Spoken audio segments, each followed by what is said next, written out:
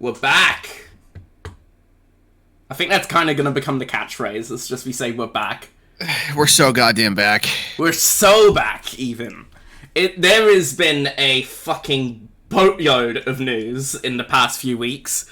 Last time there wasn't much. This time there is a fuck ton. So, when it comes to The Last of Us, because we were going to do a segment on that for each show, we're going to do a dedicated spoiler cast for it, because we just don't have time. I also haven't seen the most recent episode, so... Kind of like what we did with Assassin's Creed. Yeah, make its own. We'll ignore the first 3 episodes because we've already talked about that. But we'll just do episodes 4 through 7 as a dedicated show because we're not going to have time. Connor's got to go in 3 hours, so it's a busy May for both of us too. Yeah, I'm moving, which is probably something else to mention. I don't know when the next episode of this podcast is going to be. It could be a few weeks, could even be a month. Sometime in June. Sometime in June, hopefully. Probably. Worst case scenario, it could be early July. So, yeah. It's gonna be a very hectic few weeks, so... Yeah. I hope to stream the E3 stuff, but again, it's also gonna wait and see. As you can see, if you're watching this as a video, there's Astrobot footage in the background, because I've done 1 stream in the past 2 weeks, and it wasn't long enough to really... It will be shorter than the podcast will be, so there's no point. So, we'll get to that in the what you've been playing section, because that's basically all I've been playing in the last 2 weeks, but... Anyway, let's start this off, I reckon, with the biggest news of the biggest release date change of ever, basically, which is that Borderlands 4 has been moved forward. Trust me, there's a reason I'm saying this first. Connor yapped so hard he coughed there. Borderlands 4. No, but there's a reason I'm going to mention this first. Borderlands 4, they announced they were moving the date for that forward to September 12th. To which everybody responded, it's the same publisher as GTA, they're moving it forward, so GTA can come out in late October. Randy Pitchford responds, saying, no, that's not true. We haven't moved it because of anybody else, or any other game's release date. To which some people said that isn't true, and that he's lying to us, but he didn't move it because of GTA. They moved it because of Marathon, interestingly, which sounds stupid, but it does kind of make sense given that Marathon's from Bungie, who have a big looter shooter audience. Anyway, any speculation that it was due to GTA 6 got very promptly debunked a couple of days later when they announced that GTA 6 was getting delayed to May 26th of next year, so it is not launching this year. But they did release a trailer for it a few days later, which looked good, looked very good. Graphics-wise, looked, like, stunning. It looks phenomenal. Yeah. And I don't like Grand Theft Auto. No, it looks genuinely phenomenal. It became the biggest video launch ever of any video on the internet ever, with 475 million views in one day. And the song that they had in the trailer, which was Hot Together by the Somebody Sisters, I can't remember their name. The Pointer Sisters. Yeah, it went that right song to number 1, right? I don't know whether it went to number 1, but it went up on Spotify by 182,000%. So, big jumps. Big jumps. But yeah, the trailer looks phenomenal. But the game is coming out late. This was, like, by far the most high-profile game of this year. And it's now 2026, so... Just in time for my birthday. Yeah, your birthday's like, what, May 19th? 19th. Is it? Yeah, so happy birthday in advance, because that's like a Monday, right? It's Monday? Yes. Happy birthday in advance. Yeah, for my birthday gift, the Leafs are going to lose. Just as a note to those listening to this podcast, we're recording this the day after Game 5, and they lost Game 5 6-1. And that one they got back very late with like a minute to go, so it was basically 6-0. I left at the first period. I had to go buy a car, and then I picked up the car and I looked at my phone and I saw the result and I went, Did you see all my messages making fun of you? No, I didn't get any notifications. It's in the middle of nowhere. I had no service. So I pulled into a gas station and my phone just started going off like crazy.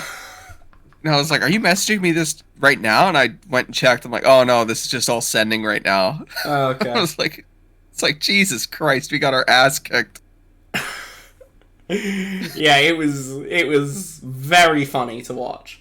Very satisfying hate watch. I genuinely thought you weren't responding because you were just fuming about it or whatever.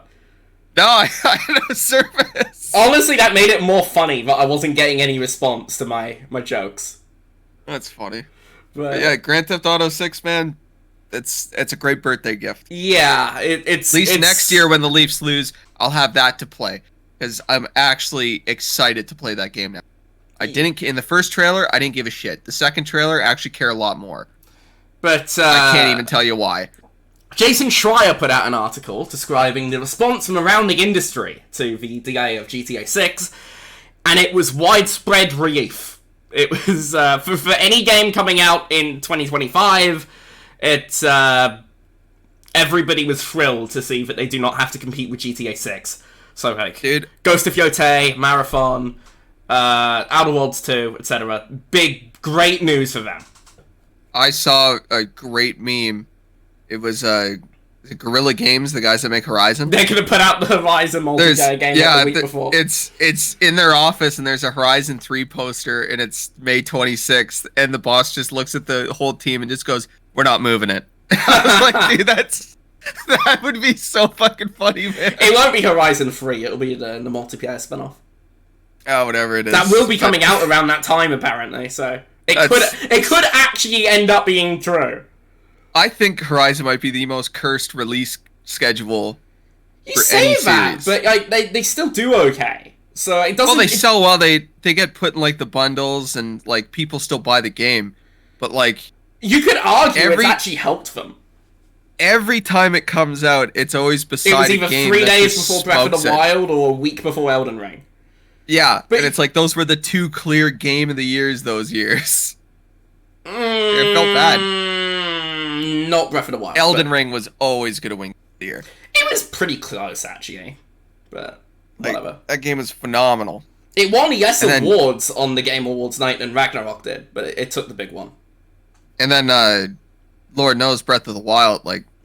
Do you remember the hype around that game? Yeah, I remember the hype. Like, that was one of almost the final E3, and there's that video of, like, the doors opening and everybody literally running as fast as they can to get to Breath of the Wild. Yeah. So I think Grand Theft Auto 6... Was that back when it was a Wii U game? Yeah. Oh, the Switch was just announced.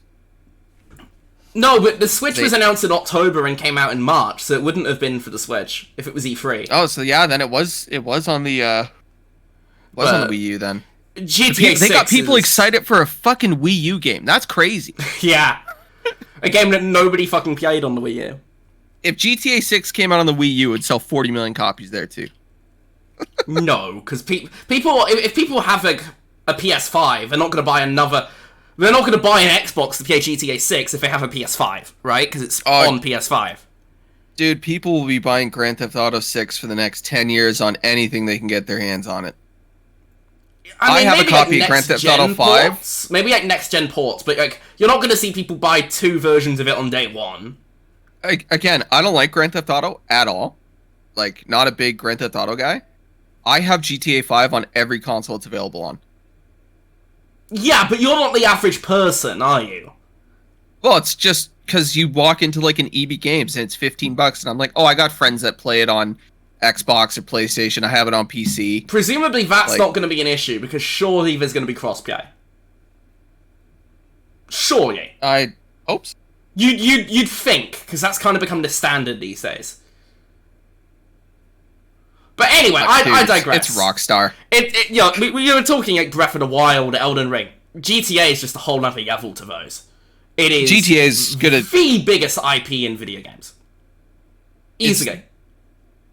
Yeah, I'd put it. I think it's one of the biggest in the world. I think so. I think like the only game that's sold better than it is like Minecraft. I think it's like number 2, GTA 5. But Minecraft isn't that big of an IP, because they've tried to do like different games of the IP and they've all bombed, so...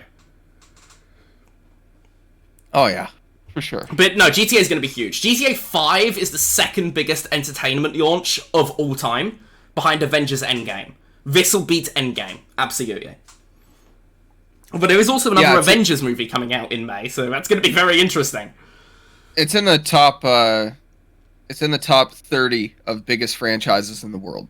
Is this all media? Like, yeah, of all media. Okay. But yeah, it's going to be huge. I do think that Horizon game will be out next year, but there's nothing will be coming out around May 26th. And yes, it gets delayed again, of course. Which kind of brings me to what I was saying about the relief of everything coming out in the end of this year. Developers that were planning things for next year... are panicking. They are panicking. It's, oh god, do we move it to the fall? Do we try and get it out in March? Do we move it to the fall, but then if we do that, will GTA move again? Which is very possible. Because I actually think it will. That's my prediction. I think it will because the May 26th thing matches up with that Red Dead Redemption 2 song. Did you hear that? Yeah, but if Rockstar have a very, very high quality bar. I mean, obviously with the exception of that GTA I think it's too perfect to move it. If they think it's anything short of perfect, they will move it again. That is what Rockstar have always done. True. So I think it gets one more delay, and it comes out in October 2026. That's my prediction. I think that it will get one more delay. I think it sticks to May. I can see that. I think it's like 50-50. But I think it sticks to May, and for the final month of school, there won't be a single kid attending. Probably, yeah. But no, my prediction is I could definitely see it. Like, fall 2025, I was like, there's no way it comes out in fall. I just didn't think it was possible. I could see it being May, particularly that we have a firm date. It doesn't just say spring. But I think one more delay. I don't think it pushes out of 2026. But I could see, like, October. Yeah. But... yeah, I could see it. There are rumours that a GTA 4 remaster is going to be coming out this year to kind of tide us over, which is good. Well, they're doing Max Payne 1 and 2 as well, right? They're not making that, though. Remedy are. Remedy are making that in-house. So... yeah, so that's apparently still a couple of years off. So... I mean, Remedy of FBC Firebreak coming out in June. So... oh, yeah, I forgot about that. Dead on arrival. I've actually heard very positive buzz in the pre-release cycle. Like, some press. Oh, yeah, no, it could be... Concord was super fun. Given that it's a co-op game and doesn't necessarily rely on, like, you know, different... It's not like a live service game. They've emphasized it's not a live service game. It's a co-op game with, like, a set beginning and end.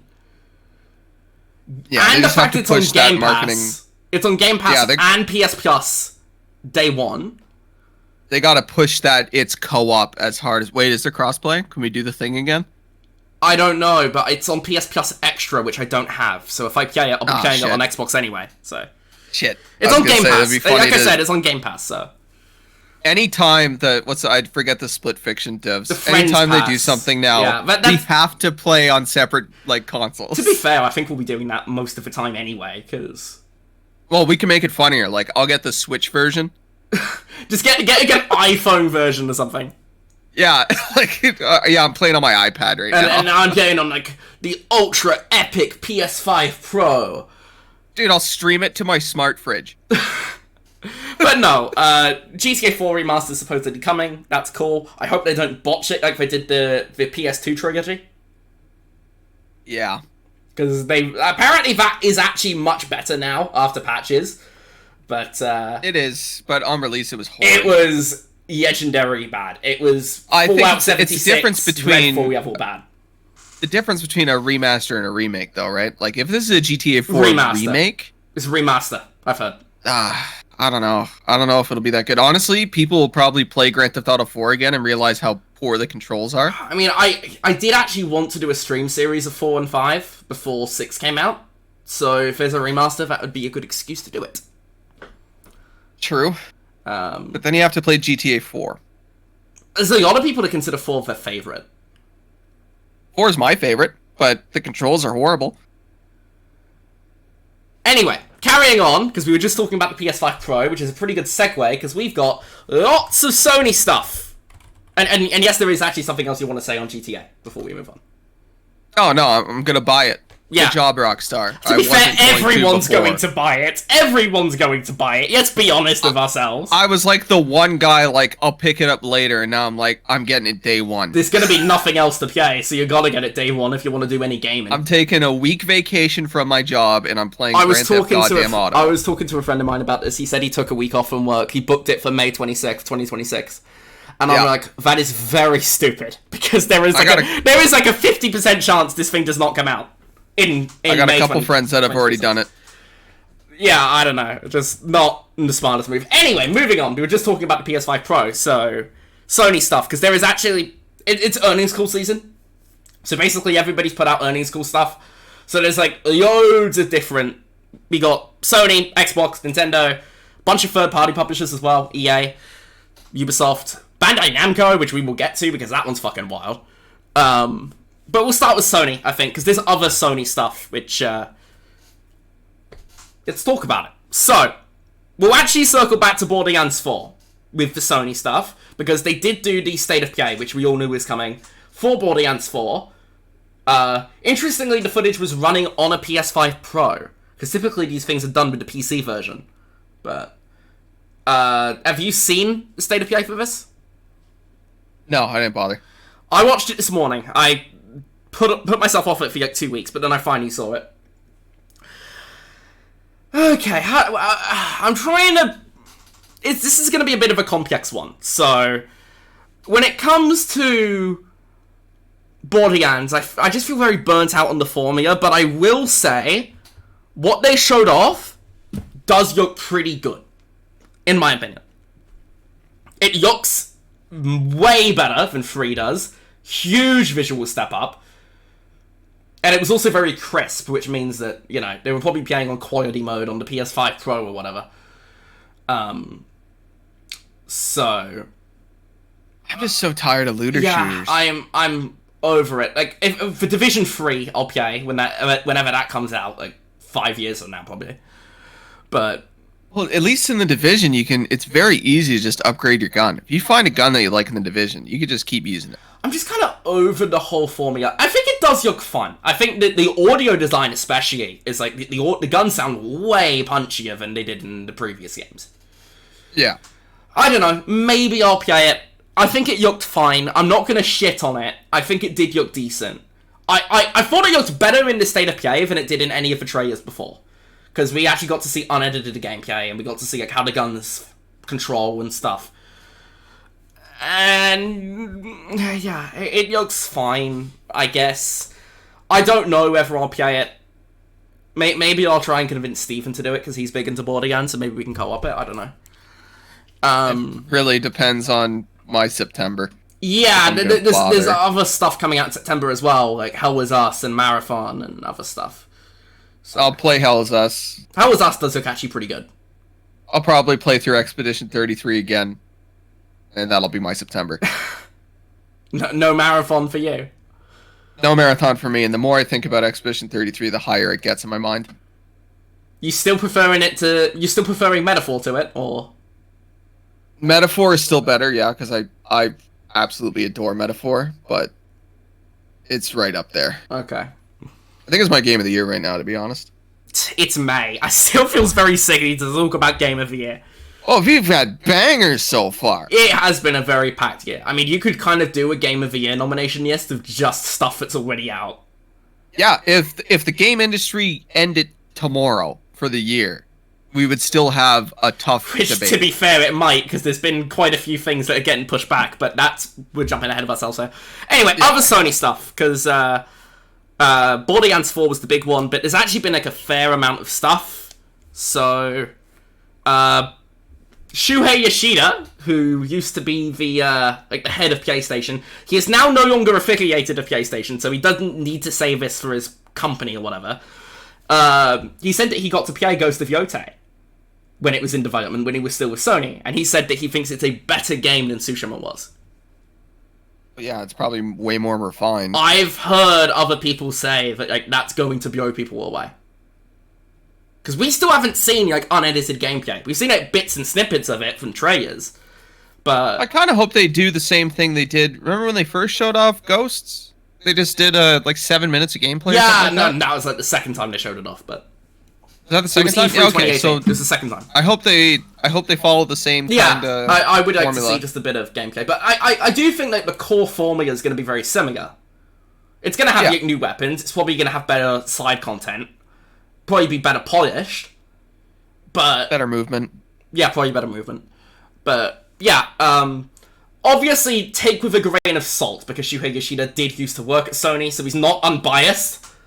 But he doesn't work for them now. So, maybe. If Phil Spencer was like, yo, I played it, y'all should buy a PS5, like, it's probably the greatest game ever made. To be fair, he's kind of okay with us buying PS5s to play his games anyway. Yeah, he is. Just buy the fucking game.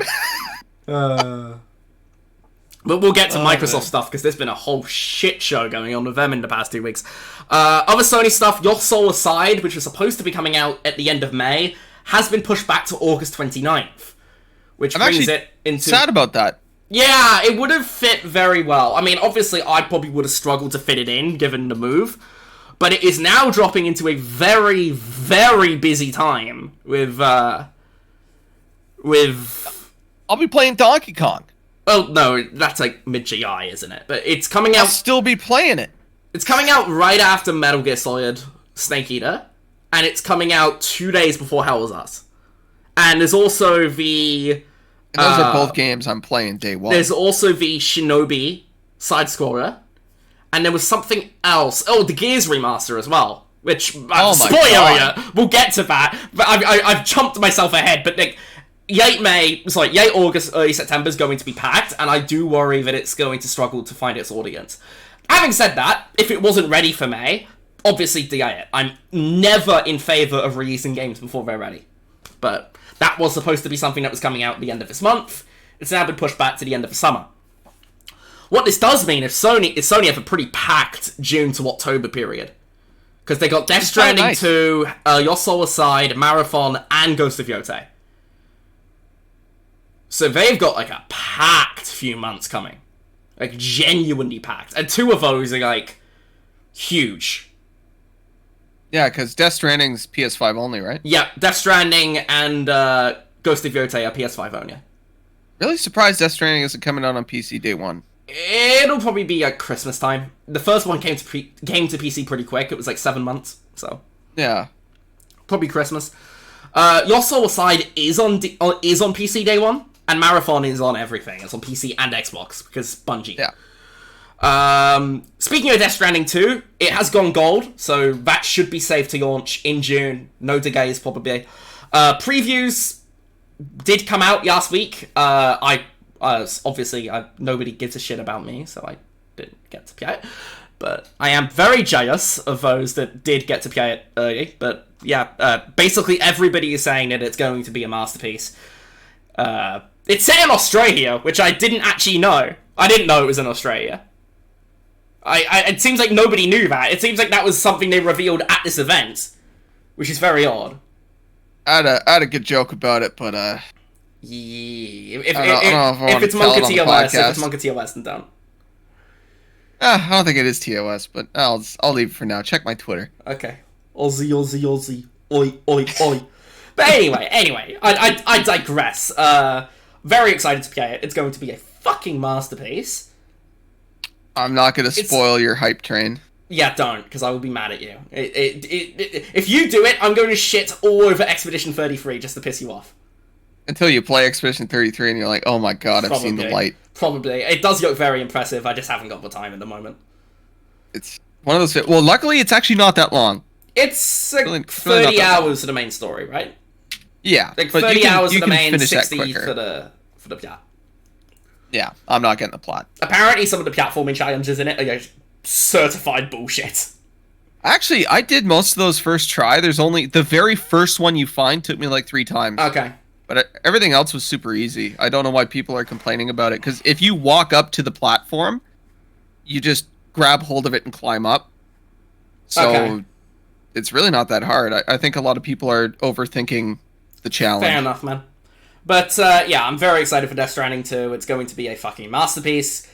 I will absolutely be reviewing that. I promise you I will try and find time for that. That is a huge one. And yeah, it's apparently 75 hours long, though, for the main story, which is just... For Death Stranding? Yeah, just to finish the main story. Oh my god. Which is bold. You have to put yourself through that much of it? It's bold, I will say, because the gameplay formula is simple enough to the point where I'm like, I don't know.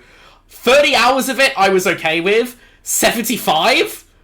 I don't know. But, it's Kojima. It's apparently like a much darker game than the first one. There's apparently way more combat. There is way more combat, apparently. That's like double the length of Metal Gear Solid 5. Yeah, because Metal Gear Solid 5 is like, what, 40 hours? Yeah, 40-ish Death Stranding 2... Death Stranding 1 was like 28, I think. I think for me it was 28. So... That's crazy. Yeah, maybe it's just an error. I don't know. Maybe it's like 75 to 100%. Or, I don't know. But I am a little bit concerned about the pacing. Yeah. I'm also a little bit worried. But when it comes to the opening, apparently it's like much better paced than the first one, so...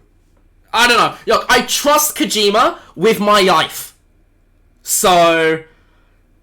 I don't think I trust Kojima with 75 hours of it. I do. Maybe a tight 50. Tight 50. A tight 50 hours. Do you ever play Metal Gear Solid 4? Some of them cuts hours are like 2 hours long. Yeah, they are very long cutscenes. To be fair, Death Stranding are like 2-hour cutscenes as well. Which is crazy. It's one of those where you have to flick the controller a little bit so it stops dimming the screen. Dude, I think it was Hellblade 1 I was playing. And the final cutscene for Hellblade 1 was so long, my controller turned off and the screen dimmed right at the very end of the game. Yeah.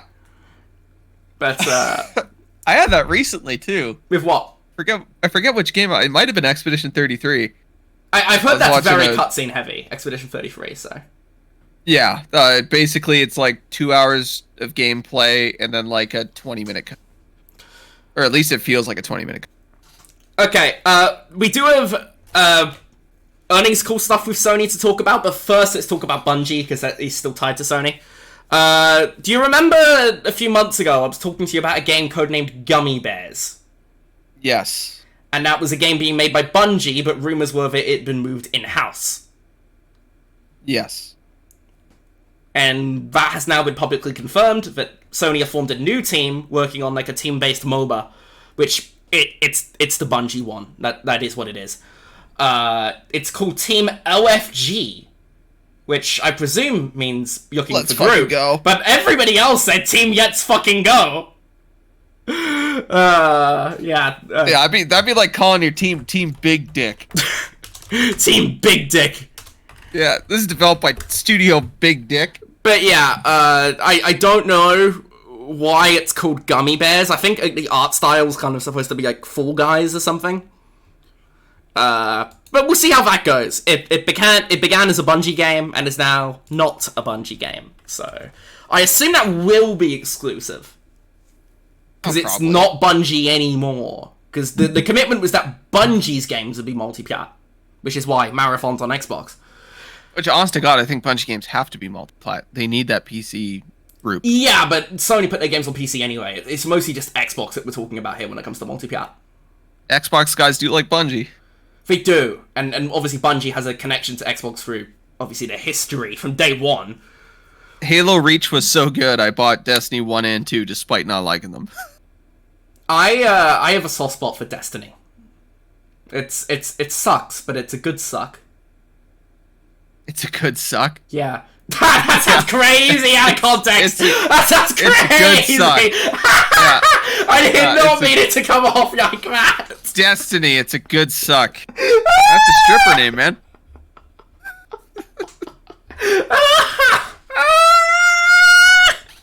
Hey, where's Upward? Oh, he's getting that good suck from Destiny. Oh, yeah. I love that good suck. Yeah.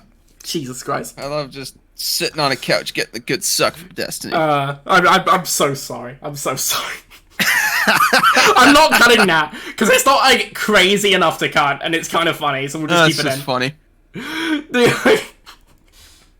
Oh, God. Anyway, yeah, their game's gonna remain multi-plat. But what's also multi-plat is Fair Your Suits. That doesn't really work, but I'm trying it. Bungie got sued for plagiarism for, I think it was Destiny 2's base game story. It was like somebody's like, hey, this blatantly copies my work. And Bungie's like, no, it doesn't. And the courts were like, okay, well, do you want to prove it to us? And they're like, yeah, sure, let's go pull up this YouTube video because we got rid of the base game story in Destiny 2. And they're like, no, that doesn't count. So now they can't defend themselves against the plagiarism accusations. So this guy's just gonna take it. Yeah, he's going to win because Bungie can't do shit about it, which is so funny. They removed it. Honestly, that serves them right, because I was always firmly against removing content from the game like that. Particularly content that people paid for, right? Like, the base game and the first few DLCs, which are all gone now. I think Shadowkeep is still there, but I think all the ones before that are gone. Funny, because if you have a Destiny disc and you have a console that's not connected to the internet, you put it in, you can play stuff that people... No, you can't, because it requires an always-online connection. Oh, shit, it does, doesn't it? Yeah, so it's just gone forever. Yeah, it's gone forever. It's actually fucked. Yeah. Which is, like I said, I hate that. I despise that, and I said that even when they initially did it. I was like, nope, bad. It was also the year that the Beyond Light DLC came out, and that was like the worst one. It was dog shit. So it was just a horrible year for Destiny. It's kind of like, because I've been playing the Oblivion remaster, and the fact that they kept it so faithful. Media preservation matters, guys. Like, to be fair, I'm not opposed to like remakes being different if they keep the original available. The original will be still the original's still available. Yeah. But no, I just find it funny. It's biting them in the arse, and it's just funny. There is other Destiny stuff they did do there years. They revealed the next 4 expansions over the next 2 years, which are apparently going to be medium-sized drops, but $40. It's $40 for each one, which is like the same price as the previous ones. Actually, I think Final Shape was $50, so... Yeah, let me see. The Edge of Fate is $40, yeah, and the Final Shape is... Yeah, let me see. It blows my mind that people are paying for expansion fucking Destiny. Yeah, the Final Shape was $50. Like I said, I actually do enjoy Destiny. I haven't actually played the last couple of expansions, but I do enjoy it. But yeah, they revealed... Yeah, let me look up the titles, because I actually forget the titles. That's how memorable they were. To be fair, I didn't actually watch the full event. Major expansions... No? It's not listed here. Okay. Classic Destiny. Destiny 2. The Edge of Fate is the first one.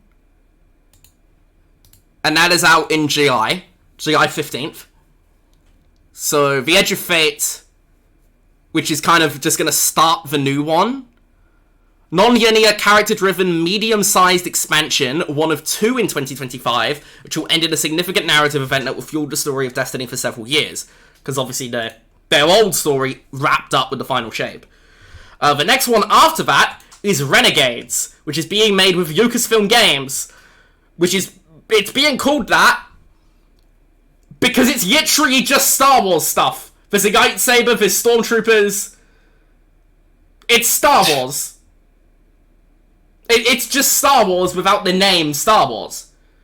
It's got the sound effects, it's got the lightsabers, it's got the Blasters, to the point where they actually have it officially licensed with Lucasfilm.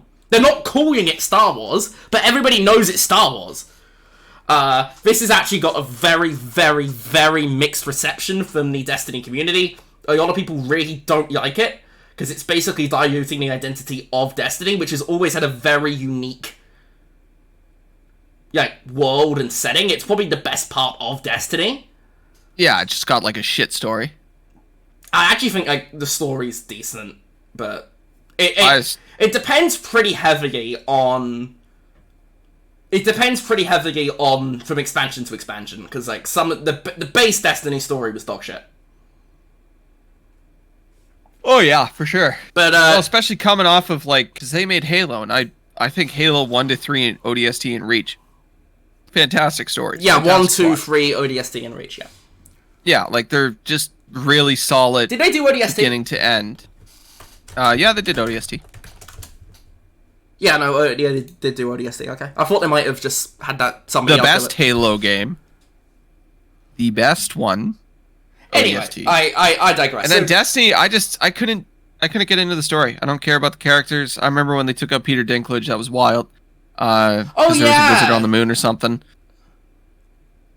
It's just. Yeah, I don't know. I will say, I don't think narrative is Destiny's strong suit. I will say. No.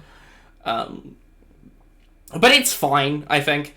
But yeah, people are very unhappy with there being a Star Wars expansion, and I get that, and I kind of agree. I think it's trying to use another franchise as marketing, basically, and it's kind of diluting the identity of Destiny, and I get that. The other two that they revealed were called Shattered Cycle and The Alchemist, which are both coming out in 2026. So, yeah, basically 2 expansions per year now, but they're going to be smaller, and it's going to be $40 instead of $50, so $80 for a year, and they're going to be smaller expansions. And there's also way less people working on Destiny at Bungie now, because they had loads of layoffs, and most of the people at Bungie are working on Marathon. So, consider me skeptical for these. Yeah. Which is nicer than what Connor would have to say about it, because he fucking despises Destiny. Yeah.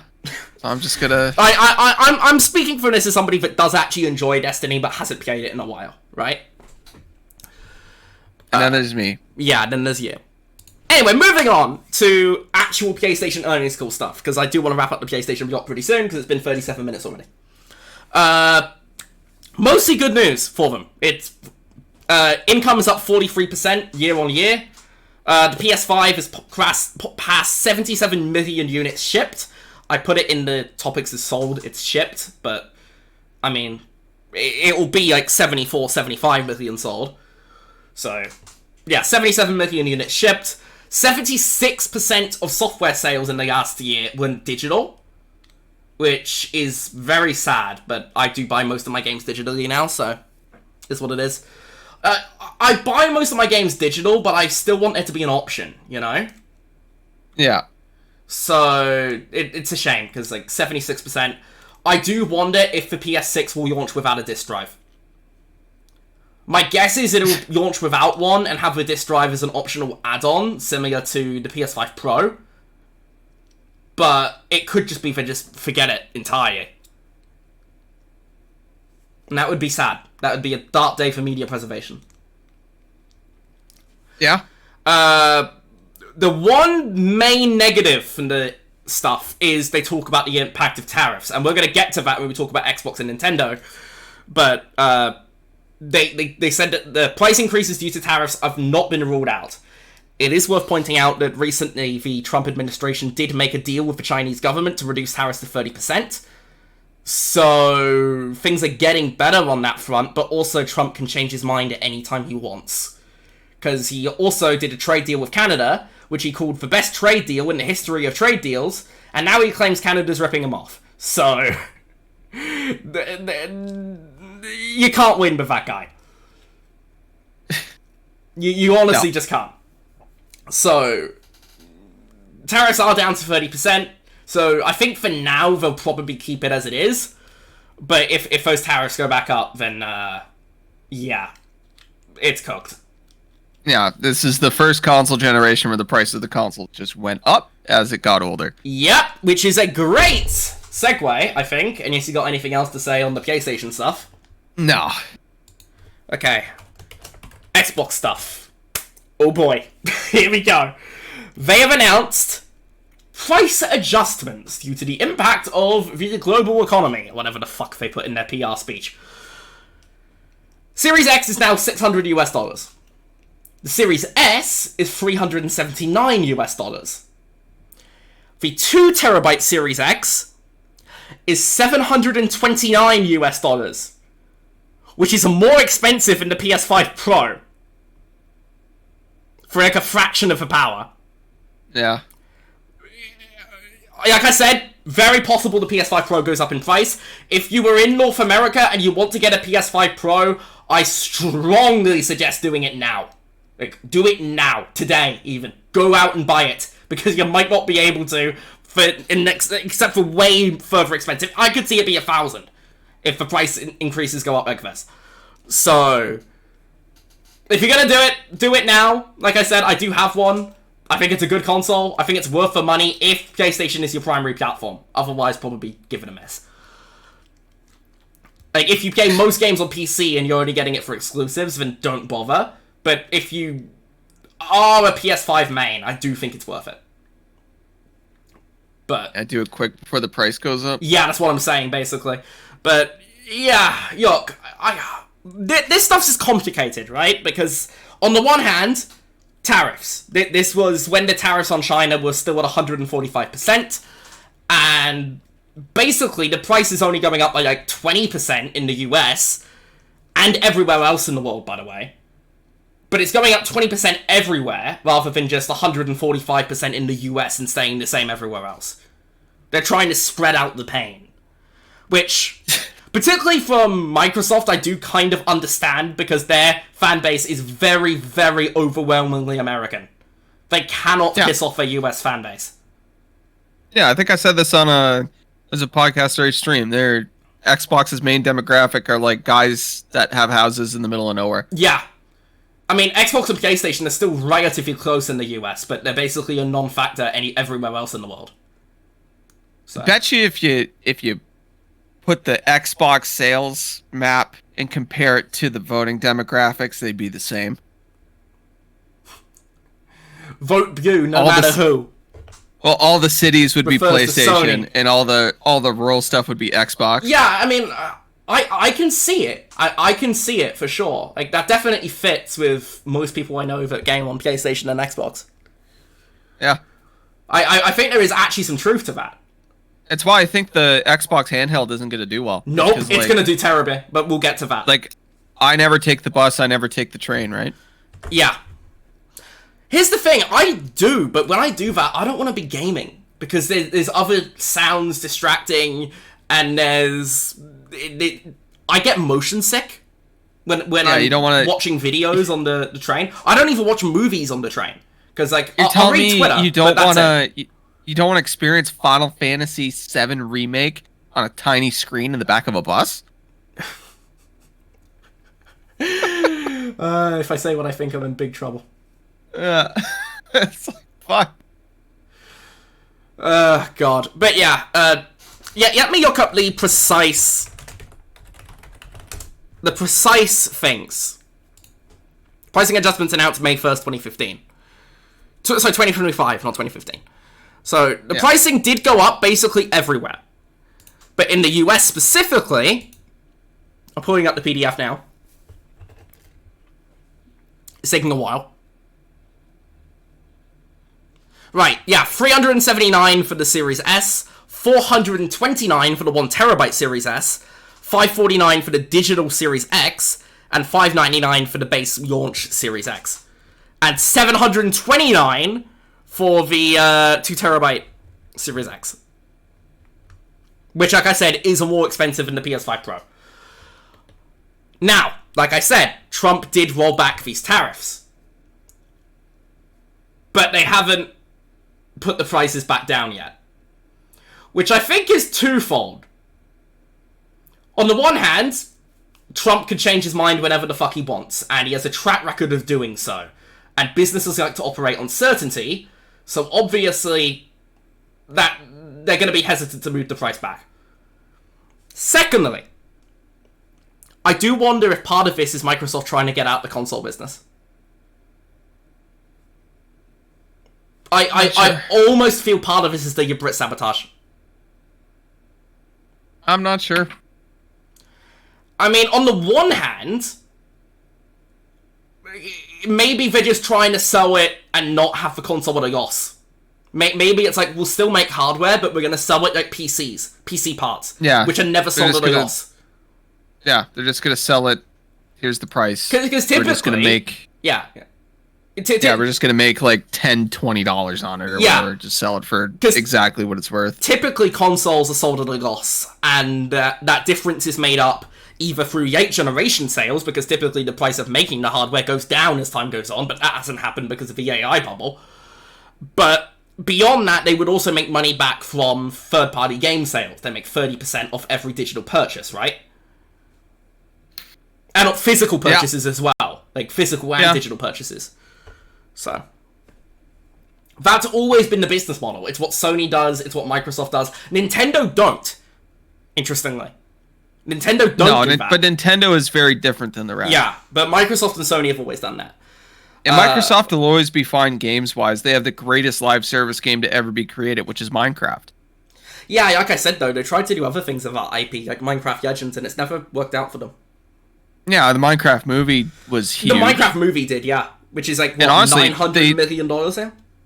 Yeah, they just put out like a skin for like $2 on any of the stores, whether it's PlayStation or the Switch or Xbox or whatever, and that skin will make them millions. Yeah.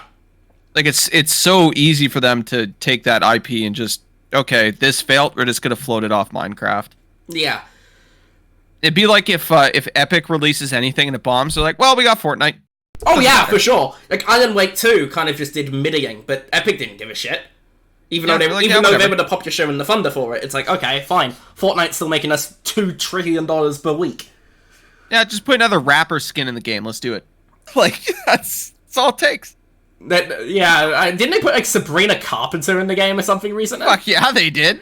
There were so many good memes from that.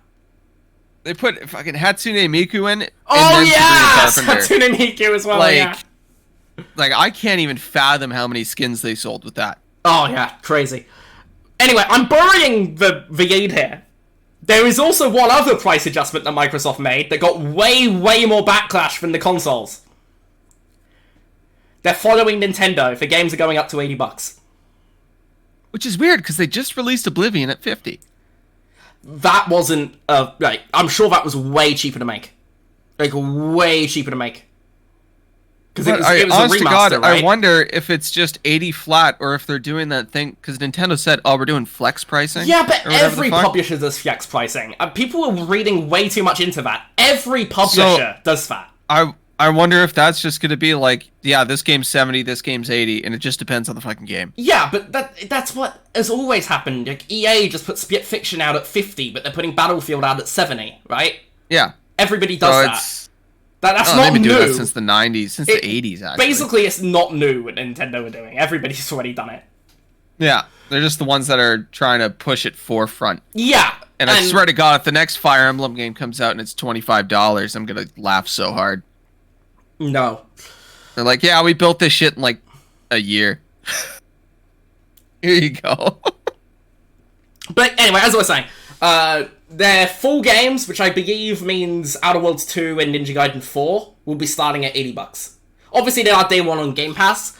I suspect Game Pass will probably get another price increase if this is happening. If they're smart, they'll just keep it the same. Here's the thing, they're not making that much revenue in terms of growth from Game Pass, so they're going to try and get it by getting people to pay more. I suspect that there will actually be a Game Pass price increase. That's my guess. But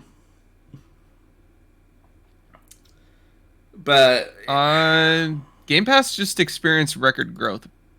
Yeah, that was off Black Ops 6 though, right? It was because they had Call of Duty on there, and I still think it's still at like 30 mil. It was like growth, but it was like 1 mil growth.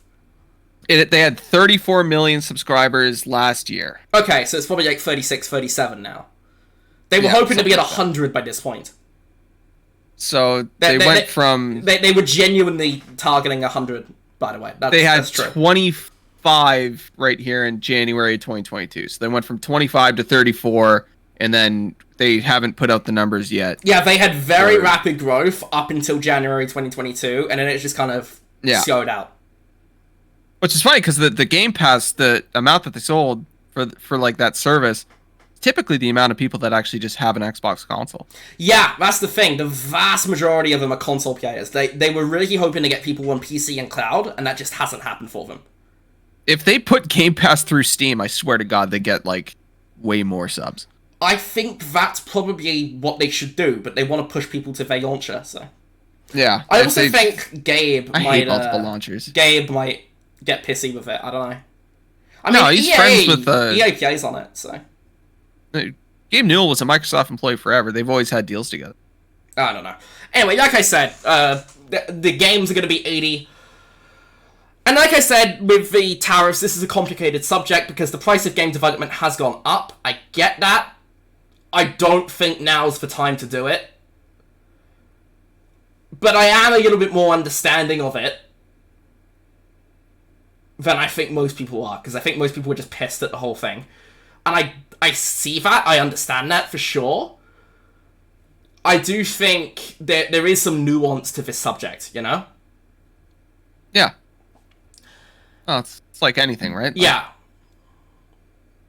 You can't put everything entirely on exactly one thing, but it's just like cacophony of stuff that just comes together and just makes it what it is. Don't get me wrong, I think it totally sucks. It's going to make gaming way more expensive for people, because like say you buy like 10 games a year, it's another $100 per year, because you're paying $10 more for each game.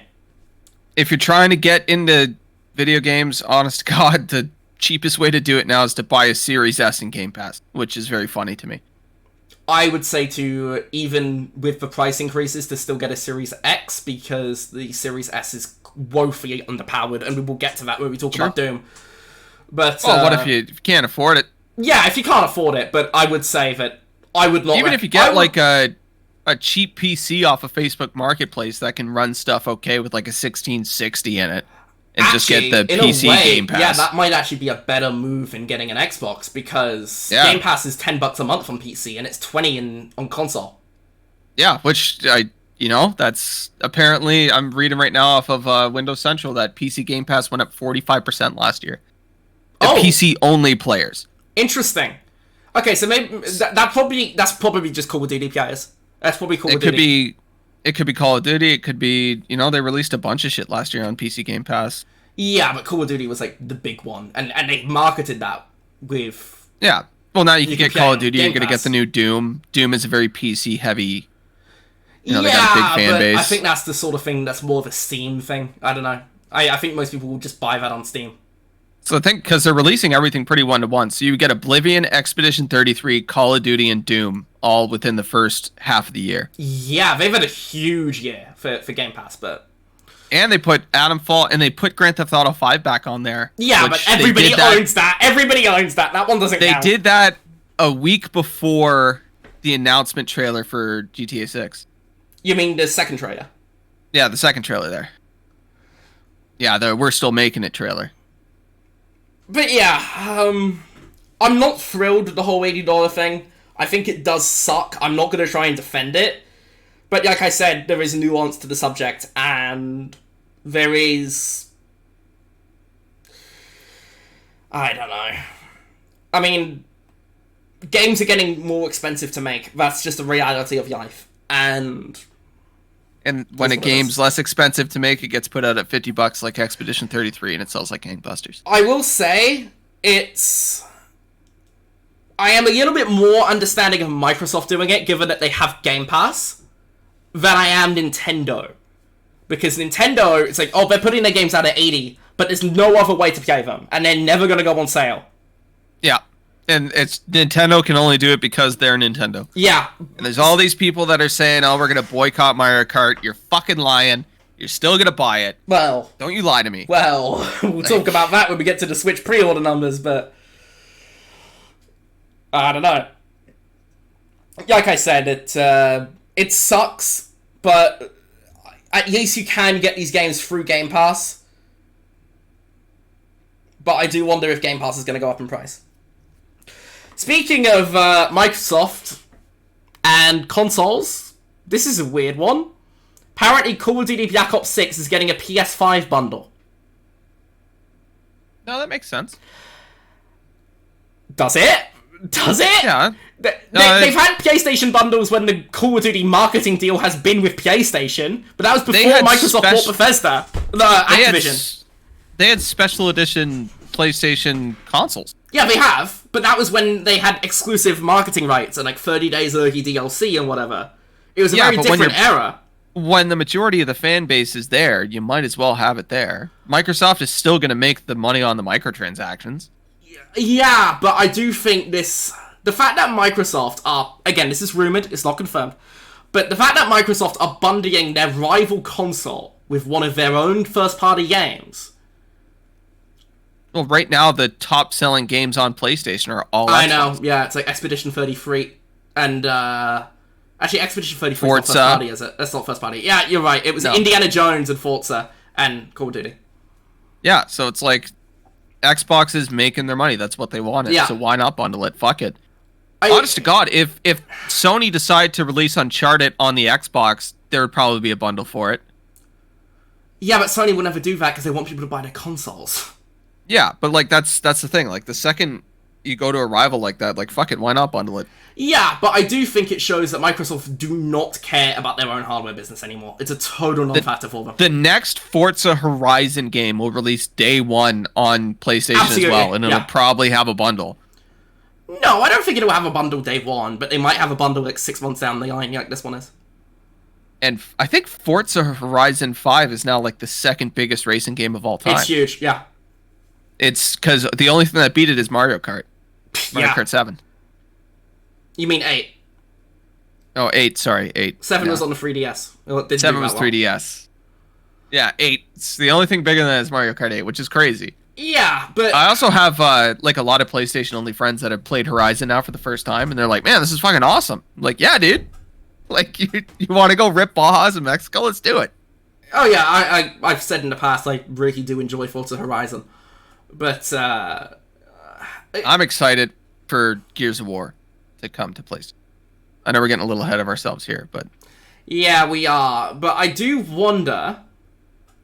I've said in the past that my prediction is that the next Xbox they have in development will actually never come out. I've said that in the past. And now that they are doing bundles with PlayStation... Sorry, I think I think they go full Sega. I think they're going to go full Sega. No, they're going to release another console. Don't think so. Yeah, I think they'll keep pumping out consoles. They don't care. It's exactly why I agree that they don't care, and that's exactly why I don't think they're going to do it. They might as well. Even if they release a console that sells 20 million units, still sells 20 million units. I mean, if you make profit, if you make sure you don't sell it at a loss, yeah. But the problem is that the Xbox Series X is not profitable for them. Those 20 million units will all probably be subscribed to Game Pass. And that's what they care about. You put out the console just to get people into Game Pass because it's cheaper. It's cheaper than buying a PC. I disagree that what they care about is Game Pass because if Game Pass comes to PlayStation, they will never do that. Console. They will never do that, and here's why. They want PlayStation players to buy their games at full price. Yeah. Because their games are just not profitable through Game Pass revenue alone. They've been very public about that, actually. Their games are just not profitable through Game Pass. Because they have so many first-party games in development, and they only have like 30 million Game Pass subscribers, paying $10 to $20 a month. If they put Game Pass on PlayStation, how many subscribers do you think they go up to?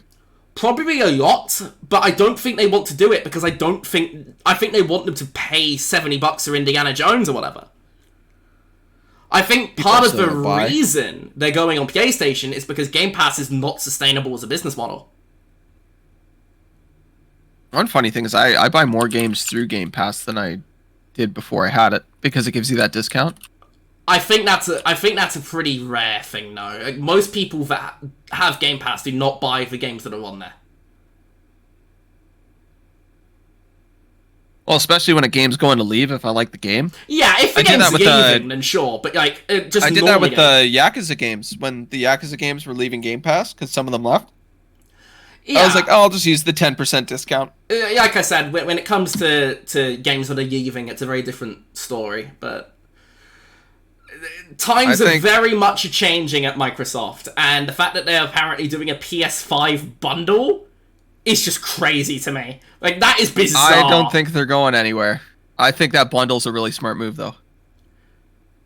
I think it's basically Microsoft throwing in the towel. I genuinely do think that. I think it's Microsoft making Black Ops 6 the most profitable Call of Duty ever made. Well, yeah, and that's part of it. And obviously, Call of Duty is a huge part of their gaming business now. But to me, I would think they would want to bundle it with Xboxes. Maybe they do. But then they don't have an Xbox bundle. There's no rumors of an Xbox bundle. When you buy an Xbox, you get a month of Game Pass. That's Call of Duty. That's temporary. They just had to put it on the box. Yeah, but they got Call of Duty. Call of Duty's like, they want you paying for more than a month because they want you to be buying every season pass and microtransaction or whatever. Yeah, but let's say you buy an Xbox, you get the 1 month of Game Pass, you get addicted to Call of Duty, and you're like, okay, I can either buy the game for like 120 Canadian dollars, or I could just buy another month of Game Pass. That's too many theoreticals for them to for that to be a viable business strategy. If companies don't work like that. Well, it's not so much the it's if when somebody buys an Xbox, they go one of two ways. You either get Game Pass or you buy games. Yeah. Usually it's Game Pass. Yeah, like I said, I think that's part of the problem, and I think that's why they're focusing so much on PlayStation, is because they're buying focusing on Sony because there's 75 million people there, and they're like, oh, we can just also sell to them. But there was also 75 million people on the PS4. There was, by the time the console ended, it sold like 119. But they didn't do that then. The PS4 era is they shifted entirely. They got a new CEO during that era. True, so yeah. They got a new head, and then they had to build up the whole Game Pass ecosystem before they can even think about doing multiplats. Yeah, I guess. They had to make sure everything was good at home before shipping it out. Like, they're putting this Gears of War on, which is going to be so funny when a bunch of PlayStation guys get schooled by Mexicans. And then, the next Gears will probably sell insanely well on PlayStation. Yeah, and I think this is probably a good pivot to this, actually. The Gears of War remaster that got rumored is real. However, it's not the whole trilogy. It's just the first game. Although it does include multiplayer. The initial report says that we would not include multiplayer. It does.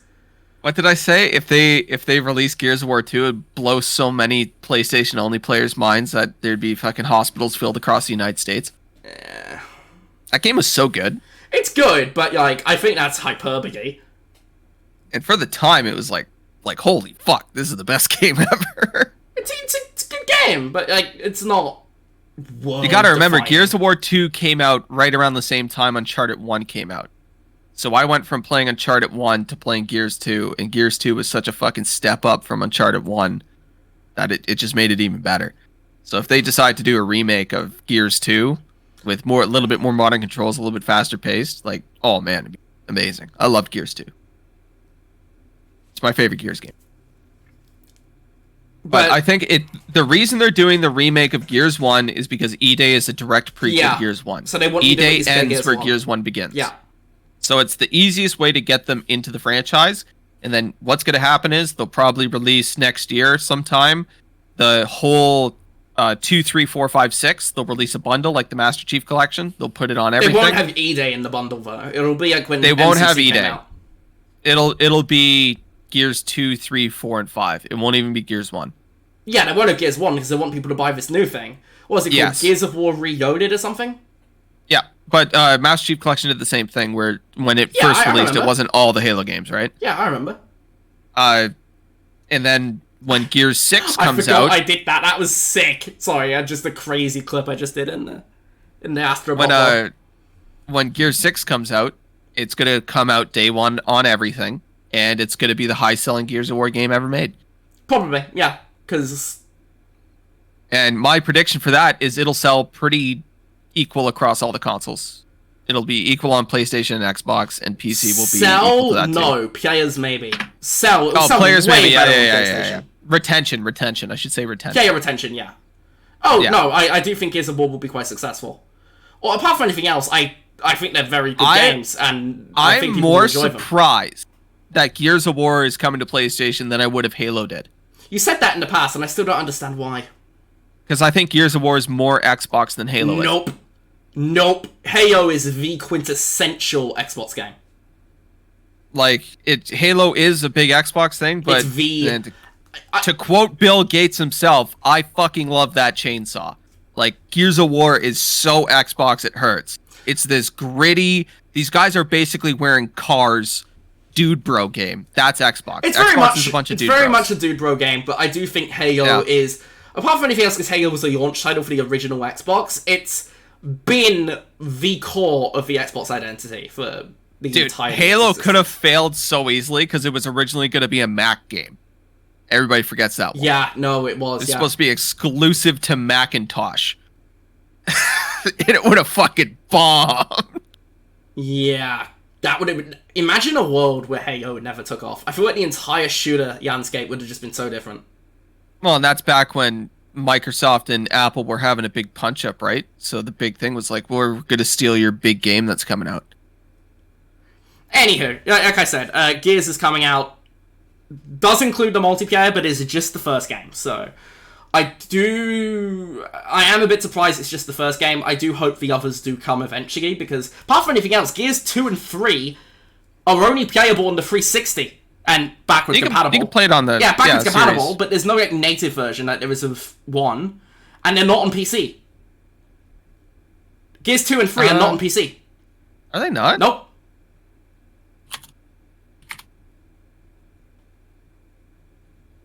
No, you can stream them through the Xbox Cloud stuff with Game Pass Ultimate. Yeah, but you can't play them on PC natively.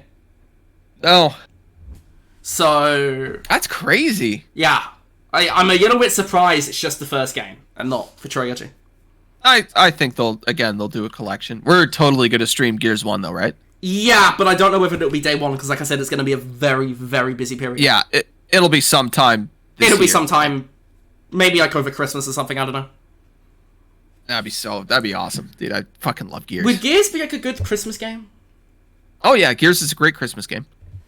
But it's just like how For Honor is a great Valentine's Day game. It came out on Valentine's Day, if I recall. Yeah, there's nothing more personal than 1v1ing, you know? That's what she said. Yeah, just hand the controller to your girlfriend and be like, you're the samurai, I'm the Viking. Let's do this. Oh, God. Anyway, other Xbox stuff, because it's been almost half an hour on Xbox stuff, so almost ready to move on. Doom Dark Ages is out today, actually, as we're recording this. I have not played it yet, because like I said, I've got other shit I need to do. But reviews are pretty positive, but yes, positive, and I think anybody was expecting. Yeah, it's got an 85 on Metacritic. It was at 84 last I saw. Might be at 85 now. Although I think the 84 was when the PS5 version was the most reviewed, and now I think the PC one overtook it. So I think it was... the Xbox version is the highest at 87, and then PC. Yeah, which one is the most reviews though? Because the most reviews is the one that will be shown off when you click on the page. PC. Yeah, it was. PC's it was at 62 now. Okay, it was initially at PS5. It was at 84, and PC was at 86. But the PS5 one had the most reviews. But yeah. They're both at 85 now, anyway, so it doesn't matter. But that is below Doom 2016, and it's below Doom Eternal. So, I watched SkillUp's review of it, and he said that he enjoyed it. He enjoyed it more than he did Eternal. But he thinks Eternal's a better game. Yeah, that's fair. Like, there's certain games where I enjoyed stuff more, but I preferred other ones. The one thing I've heard like universal criticism of is the what's it called? The dragon riding stuff and the mech stuff, which apparently are very gimmicky, which I kind of had a feeling would be the case. But apparently the shield is fun, so that's cool. That's cool. I don't know when I'm gonna get to it. I don't know either because I've got so much shit I need to deal with. But it's apparently good. Like, I'll tell you what's my apparently little not bit good. of free time. I'll tell you what's apparently not good is the PC port. That thing is crashing for everyone. Apparently, it's apparently This is wild. Like loads of people were just having crash after crash after crash to the point where it's had almost unplayable. The first Doom, like 2016. I remember I built my PC at the time. Yeah, and, it ran perfect. Doom's always ran pretty well on PC, so it is a bit surprising. Yeah, Eternal was really good, so I'm surprised. So, if you are going to buy it, and yes, you really want to play it with a mouse and keyboard, maybe get it on console for now. Oh, also apparently the physical version of the game is just a disc placeholder. Yeah, that's just how it's going to be now. For Microsoft, yeah, because it seems like that's what Microsoft do. The difference, of and course... Nintendo. No, not Nintendo's first party. That's just third-party ports. Yeah, but like it's just the standard. Yeah, but Nintendo do put most of their full games on disc. If they can. Yeah, they usually do. But, obviously this is coming out on PS5, and most PS5 games do have the full game on disc. Most PS5 games are playable from the disc. Without any internet. This one is not. It's a 85 megabyte placeholder, and you got to download the whole thing, which has obviously really upset people. It is what Microsoft have done with their first-party games for a very long time, but obviously PlayStation players do expect better. And I do think that's worth pointing out as something that's not good. Because, like I said, I do believe in game preservation. So... Yeah, it's kind of nice to just have the game on the disc. Well, yeah, apart from anything else for preservation purposes, right? Now, I don't really give a shit, but 20, 30 years from now, I might. It also kind of just pisses me off when I put a disc in a console and then it's like, alright, downloading. Like, fuck. I forget which game it was where I put the disc in. It was like 35 gigabytes of updates. It was on PlayStation. And I was like, man, Jesus Christ. Like, I could have just downloaded this. Yeah. But, besides the crashing and the physical media stuff, Doom seems to be going over pretty well. What's not, been going very well for Microsoft is South of Midnight. Because, apparently, the game has only got 1 million players by the end of April, which is like 3 weeks after launch, because it was beginning of April it came out. I did play that on stream. I thought it was okay. But, like, not good enough to really go out of your time to take time out to go play it. But I thought it was fine. It wasn't bad. But yeah, 1 million players. Given the very low Steam numbers, I also suspect the vast majority of those are on Game Pass, which means that very minimal revenue has actually come in for it. And they asked Compulsion what they thought of this whole thing. And they said...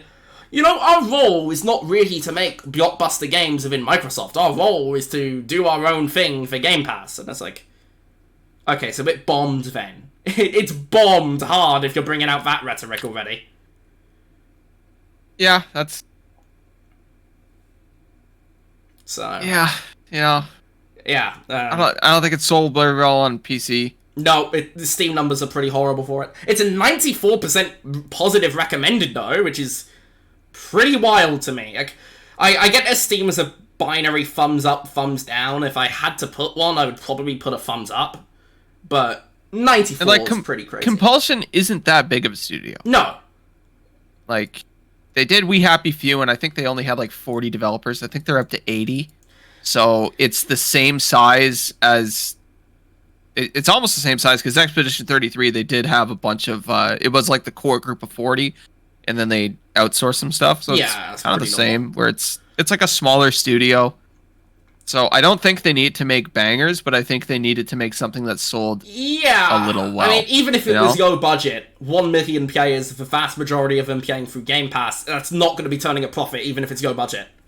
Yeah, so it's one of those. But, I mean, South of Midnight was never going to be a big hit. No, it wasn't. And I think, like I said, I think they knew that.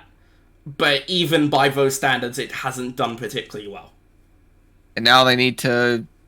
Whatever they do next needs to kind of hit a little better. Yeah. Remember when we thought... Sorry. like when we thought We Happy Few was going to be like a single player game that was really cool, and then it was just a survival game that was kind of shit. I thought it got shit from day one, so I'm not one of those people. When I first saw it, I was like, oh, is this just BioShock? That's sick. And then it wasn't. It looked very bad. All right. Anyway, one other thing to mention, I think this will be the last thing of note. Obviously, Microsoft had their earnings call like everybody else. They didn't say much about Xbox because they never do.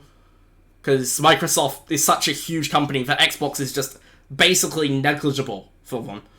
Yeah, it's like the tiniest part. But they made like record profits overall at Microsoft this year, and they respond to that by firing 6,000 people.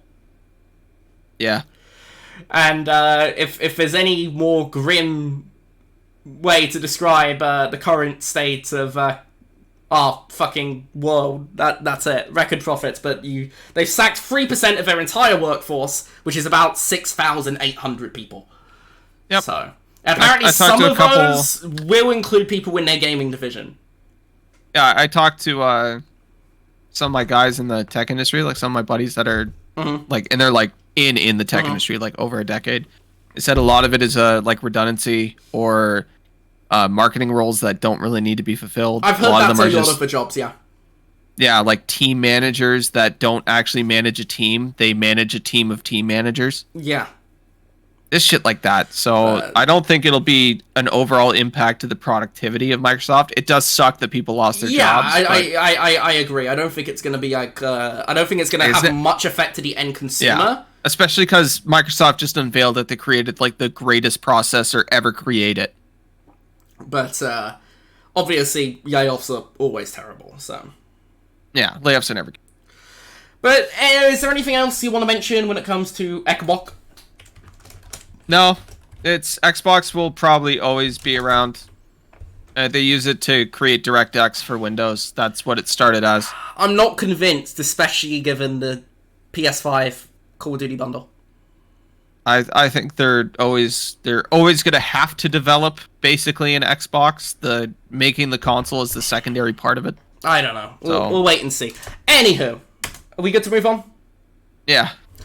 Nintendo stuff. Obviously, the Switch 2 is right around the corner. They did do their earnings call as well. They are expecting slower Switch sales than they were hoping for. Apparently, pre-orders have not sold out in certain markets.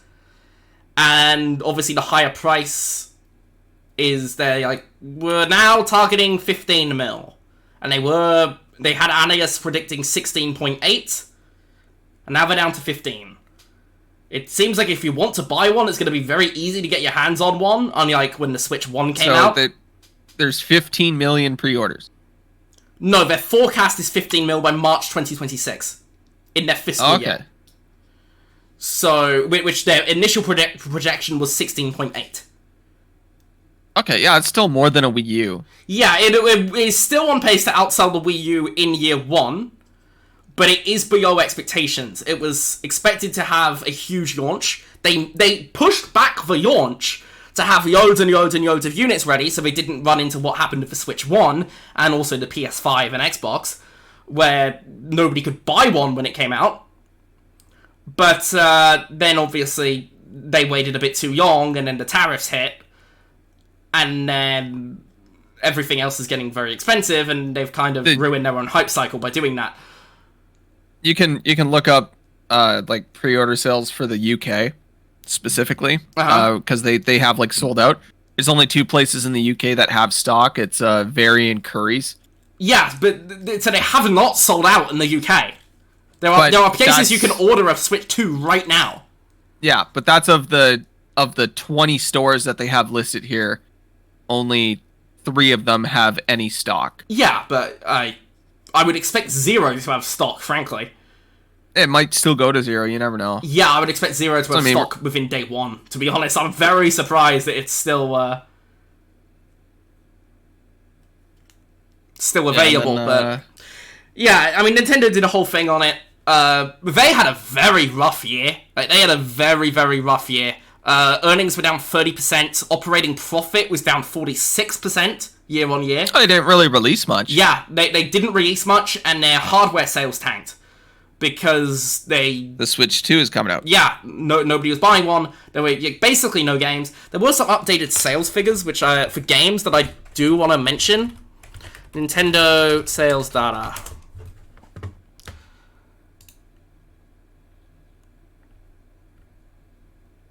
Okay, I will.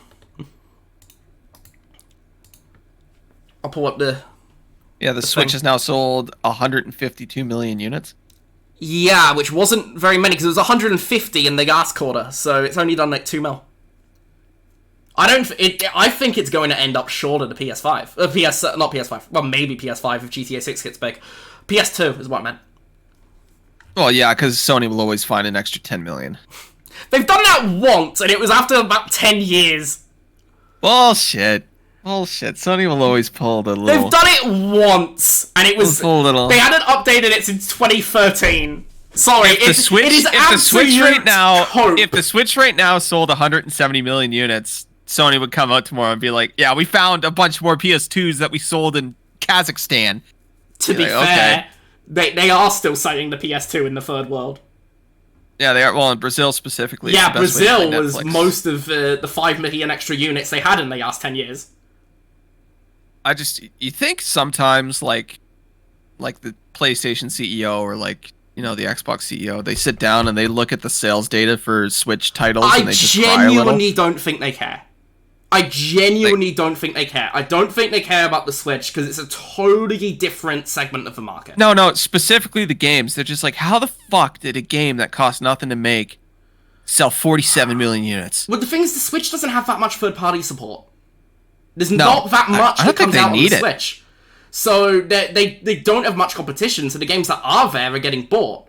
Meanwhile, Sony have like thousands of games come out every year.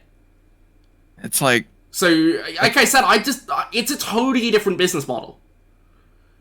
Even the Pokemon games that people don't like sold 26 million. Yeah, but Pokemon's like the biggest IP on planet Earth. It is the biggest IP on planet Earth. Very different.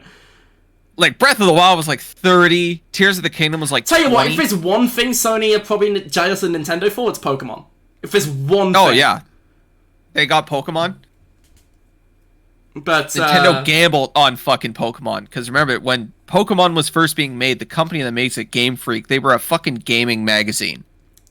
And they were like, yeah, we have this game. We want to release it on the Game Boy. And Nintendo was like, okay, we're going to send over coders to help you. And then for the second game, they finished it, and the president of Nintendo himself, the one that passed away, he went and personally did all the compression for it to make it so that they could fit in more content. Okay. Like, they gambled so hard on Pokemon. And I have now pulled up those sales numbers, so I do want to just quickly mention them. Super Mario Party Jamboree sold 7 million units in the fiscal year. Mario Kart 8 sold 6.23. Echoes of Wisdom sold 4 mil, 4.09. So... Echoes of Wisdom's done okay. And Switch Sports has done 3.14 this fiscal year. Fucking hell. 24 titles sold over 1 million units. 15 of them were first-party Nintendo titles. Which is, like I said, what I said before, they don't have much competition. So, they're buying them. Because there's, like, nothing else to play there. That's crazy numbers for, like, Super Mario Jamboree. Yeah. But Mario Party's always been huge. Yeah, but it's one of those games that's quietly huge, you know? Like, nobody ever talks about it, but it's, like, quietly, like, fucking massive. But, yeah, they had a very, very rough year. They did not have a good year. Obviously, they're going to be up significantly because they have the Switch 2. But they're less up than they were kind of expecting to be. And pre-orders have not sold out in certain markets. I think Nintendo just wants to beat themselves with the Switch. I think they want 154 million Switches sold. Yeah, I will say, because you were saying something about like Sony getting different numbers to the PS2. I don't think either Nintendo or Sony give a shit whether the Switch or the PS2 they want to beat themselves more than they want to beat each other. Yeah. Nintendo wants to sell the same amount of Switches as they did as the DS. Yeah, and then Sony want to beat the PS4 with the PS5. Which, by the way, it's apparently like neck and neck at the moment, those two. Like, the Wii sold the same amount as the SNES and NES combined. So, when they beat themselves, they were really happy about it, you know? Yeah. I do reckon that, like I said, I do think those 5 million, because it was 5 mil, not 10 mil, by the way. It went up from 155 to 160. Here's a fucking crazy stat from Nintendo's official website. You go on. The software sales for the Switch are higher than anything they've ever put out. The Wii sold 921 million units of software. I mean, that makes sense, because the Wii had like 2 games. The Switch is over $1 billion. Yeah, so that means like an attach rate of like, what, 8 games per person? Something like that. That's not like too that's crazy. more like the Game Boy had 118 million units sold, and they only sold 500 million units of software.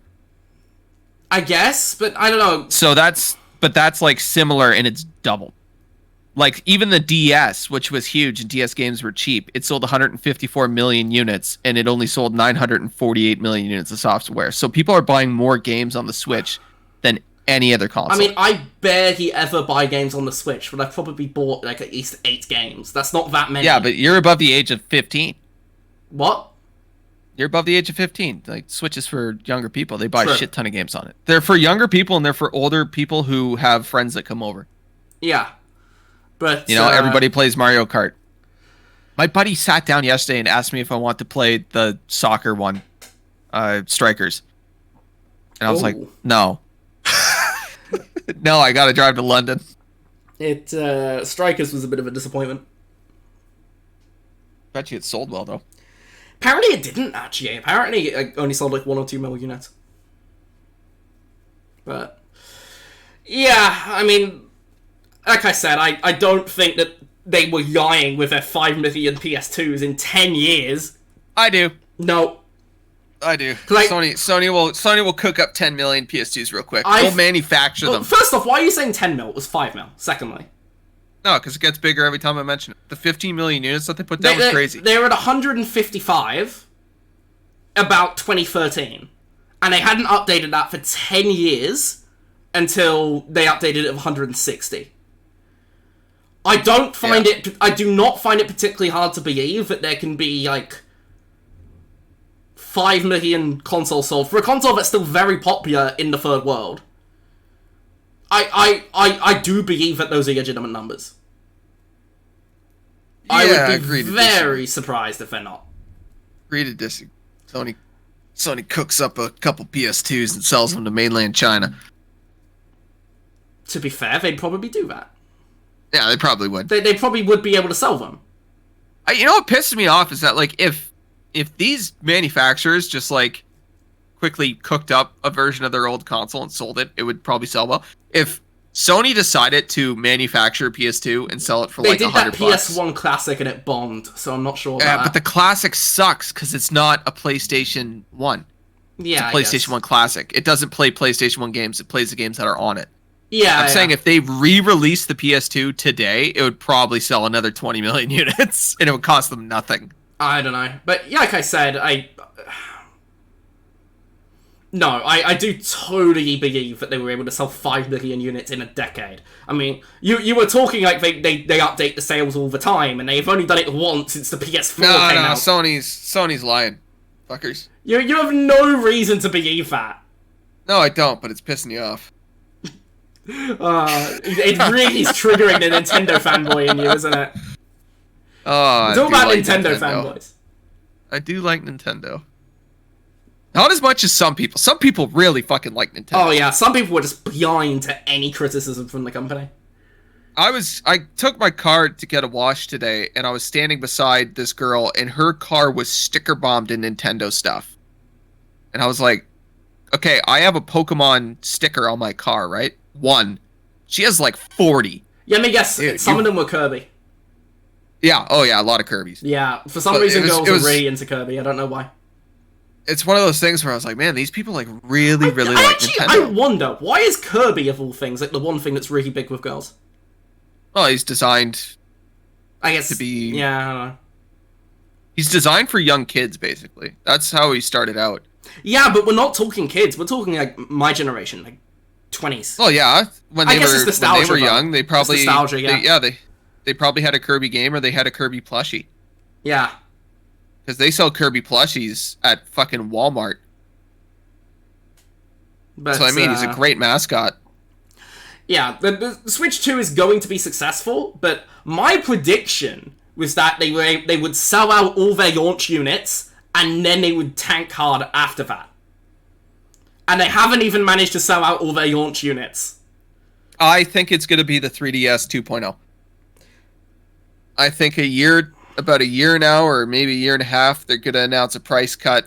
They'll do the same thing that they did with the Switch, or not the Switch, the 3DS, where everybody that already bought one gets something. That's a really good segue into what I was going to say next, actually.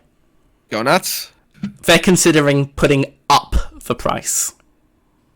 Oh. Due to the impact of the tariffs. Because they priced the console at $449 before the tariffs, right? They put the console at $449 before the tariffs, and then Trump put in 46% tariffs on Vietnam, which has since been paused for 90 days. But Trump said that they're probably going to be going back in after the 90 days are over.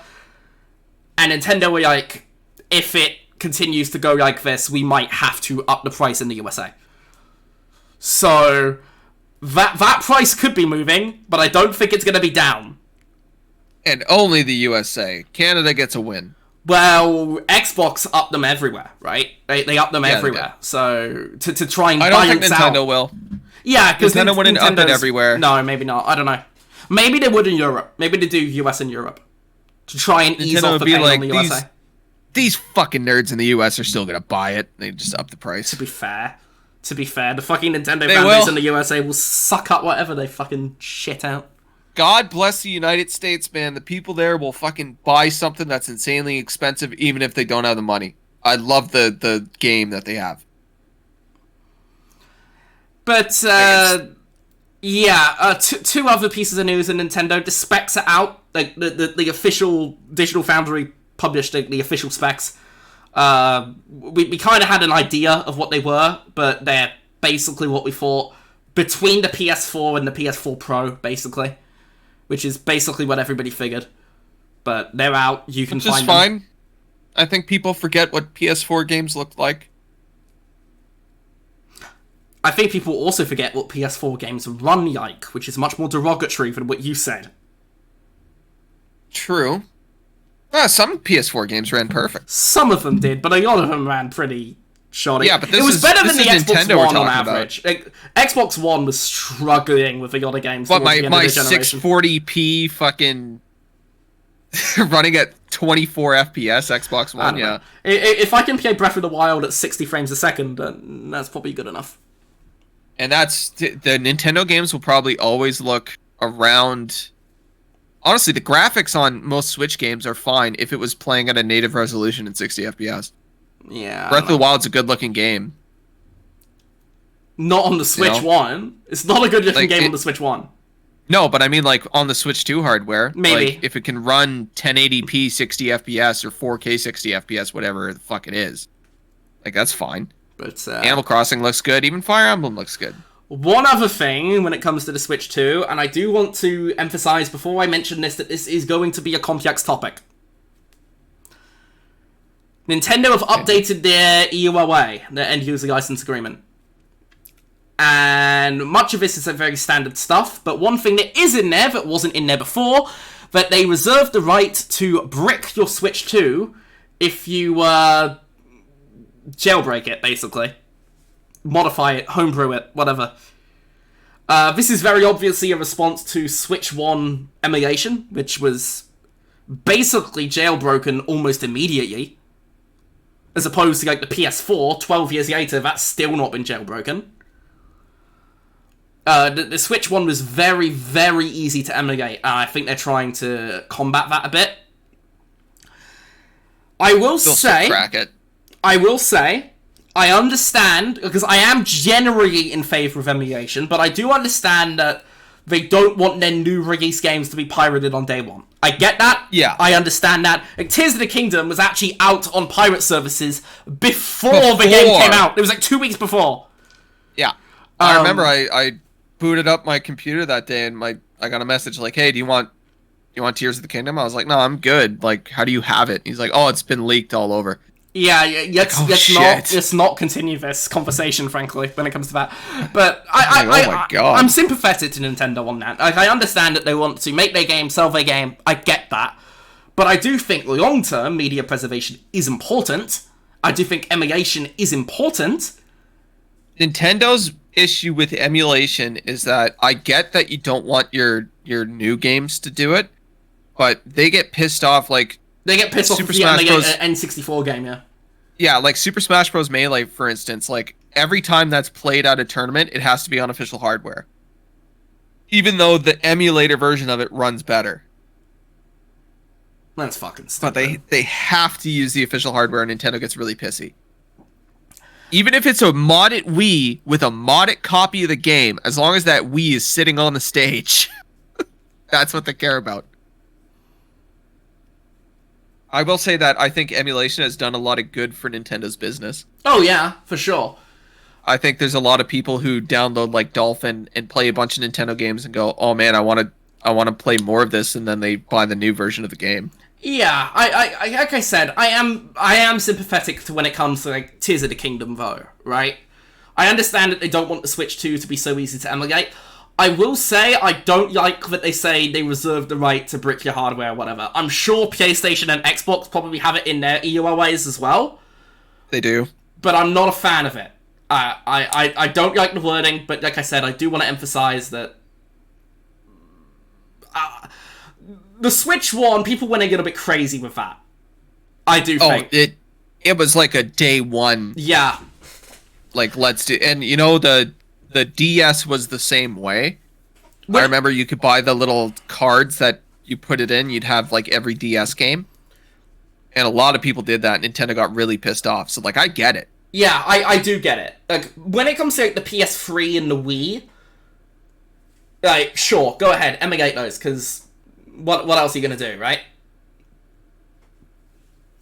Yeah, finding a fully put together Wii right now that actually runs well. Yeah. Like, I'm totally in favor of emulating old consoles, but current gen hardware, which the Switch was, yeah, I think that's a little bit gross, and I do understand that, but I'm not a fan of the whole we can brick your console thing. I do think, in terms of consumer protection, that's not cool. Also, the guys that are going to mod the Switch 2 probably aren't going to be on the internet. Probably not, yeah. So it's also, like, not sure what of the difference is going to make. Like I said, I don't think they'll actually ever do it. I think it's just scare tactics in the EOL way. I'm sure PlayStation and Xbox probably have it in there as well. So, yeah. Right. Anything else that you want to mention when it comes to Nintendo? No.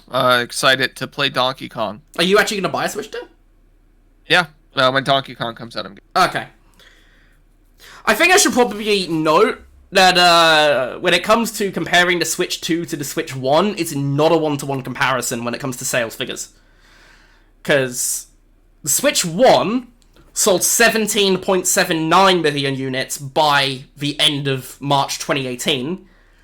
With a disclaimer that obviously the price was way lower, and it came out in March instead of June, so the Switch 2 has less time to get to that point. And it released with a Zelda? Yeah, but there's another caveat that the Switch 1 was very hard to get at launch. Oh, yeah. And the Switch 2's not going to be. So the fact that, even with 3 months less time, I am surprised that it is on pace to sell less than the Switch 1's first year. Because the Switch didn't really take off until COVID. It was COVID when the Switch took off.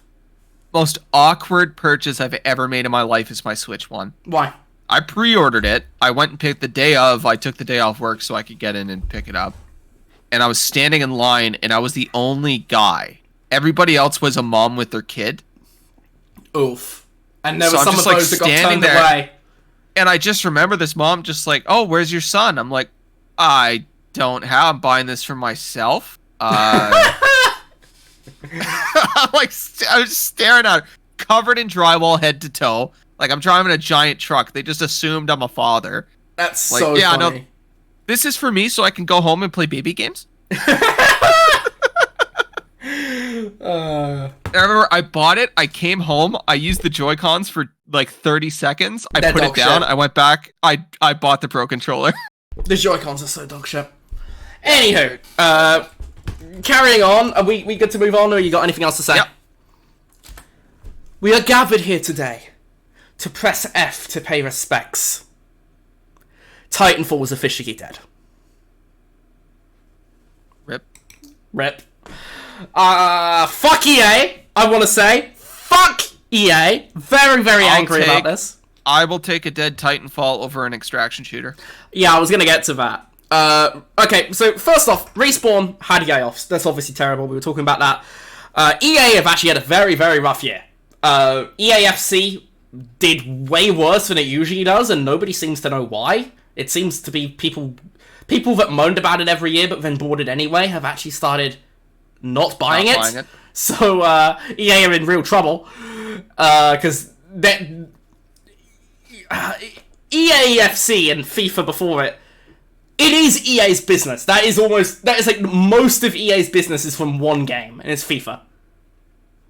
So EAFC 25 heavily underperformed, and it's had company-wide ramifications. What also had a very rough year was Apex. Apex Legends did pretty rough.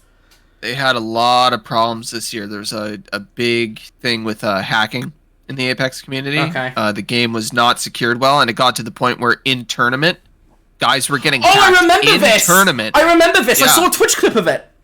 Yeah, and they would like take over the controls and play for them, or they would like give them aimbot and get them disqualified. Yeah. And it's at the point where like EA has always had an issue with their anti-cheat, but it's gotten to the point now where the anti-cheat that they have in is actually a detriment. I uninstalled Apex Legends. I haven't touched it. I used to play Apex Legends at least 4 times a month with my friends. I actually hate Apex. It is not. Because I had it happen to me, and my friends have had it happen to them, or we got hacked or something happened, and it's like, I don't want somebody to have access to me, you know? Yeah, access to PC, right? I uninstalled it.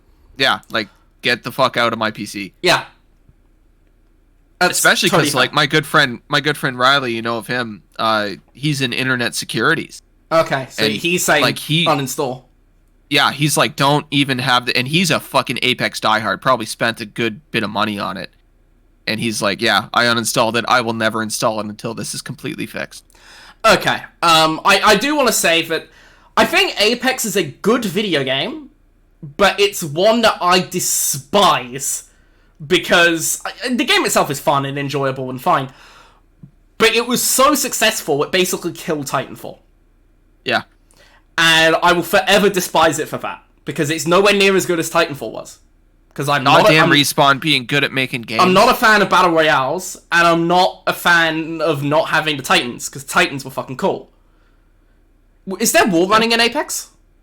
Yeah, I can't remember what it was. Yeah, there's wall running. Okay, but it was the Titans and stuff, and the way you could like wall run and then like hop on a Titan and just fucking yank a grenade in there was fucking sick. But I played a lot of Titanfall 1. I miss Titanfall. I think Titanfall 1 was fantastic. I think Titanfall 2 is like basically the best shooter ever made.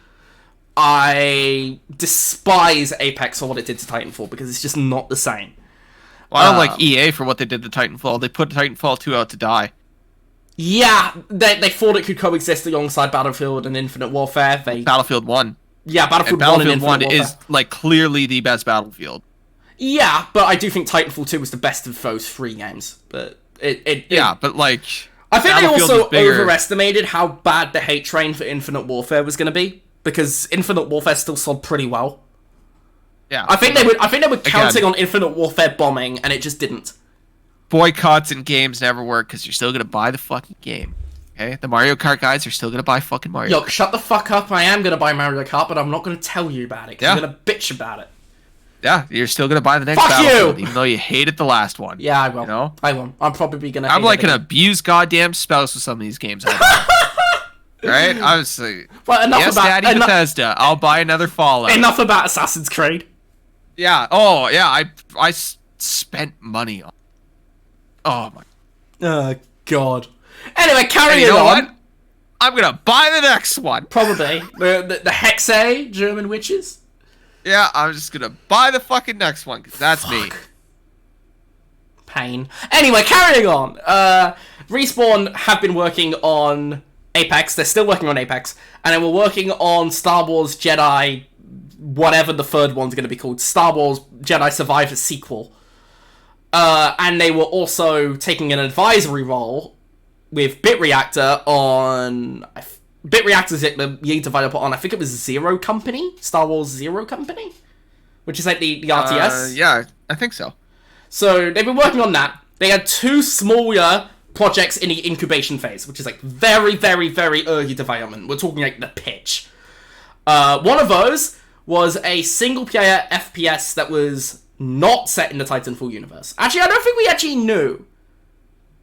Actually, no, I think Jeff Grubb said it was not in the Titanfall universe.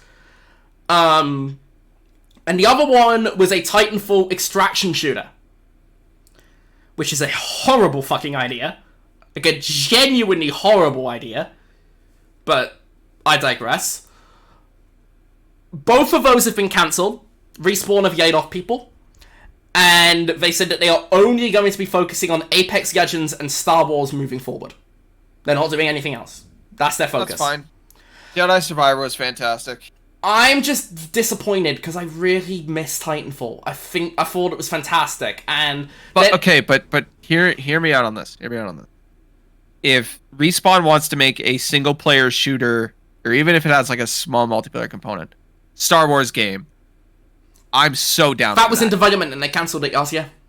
Yeah, like they might be able to do a Republic Commando 2. But they cancelled. They were making a single player Star Wars game that was a shooter. And they cancelled it. Yeah, they might have cancelled it for reasons. They might take what they have from it, reboot it. You never know. Happens all the time. No, basically the only things they're doing right now is Apex and the next Jedi game. And an advisory role on Zero Company. I am personally very disappointed by this. I'm a big fan of Titanfall. I held out hope that they would one day go back to do it. Because obviously there was Apex. And that... like I said, I hate Apex. It's actually fine, by the way. I don't hate the game as a video game. I hate it for what it represents. I was always kind of hoping they would circle back to it at some point. There had been rumors over time that like they were working on it. Oh, it got cancelled. They're working on it. Oh, it got cancelled. And you're like, they did have something that was Titanfall, and now they've cancelled it. It's gone. There will probably never be another Titanfall, which is a real shame. Oh, another thing they're working on is I think they're working on the Battlefield single-player campaign. I think they are working on the new Battlefield, if I recall.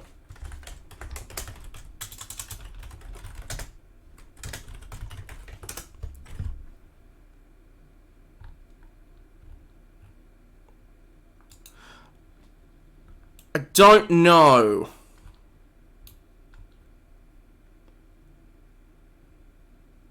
But yeah, like I said, I'm a big sad about that.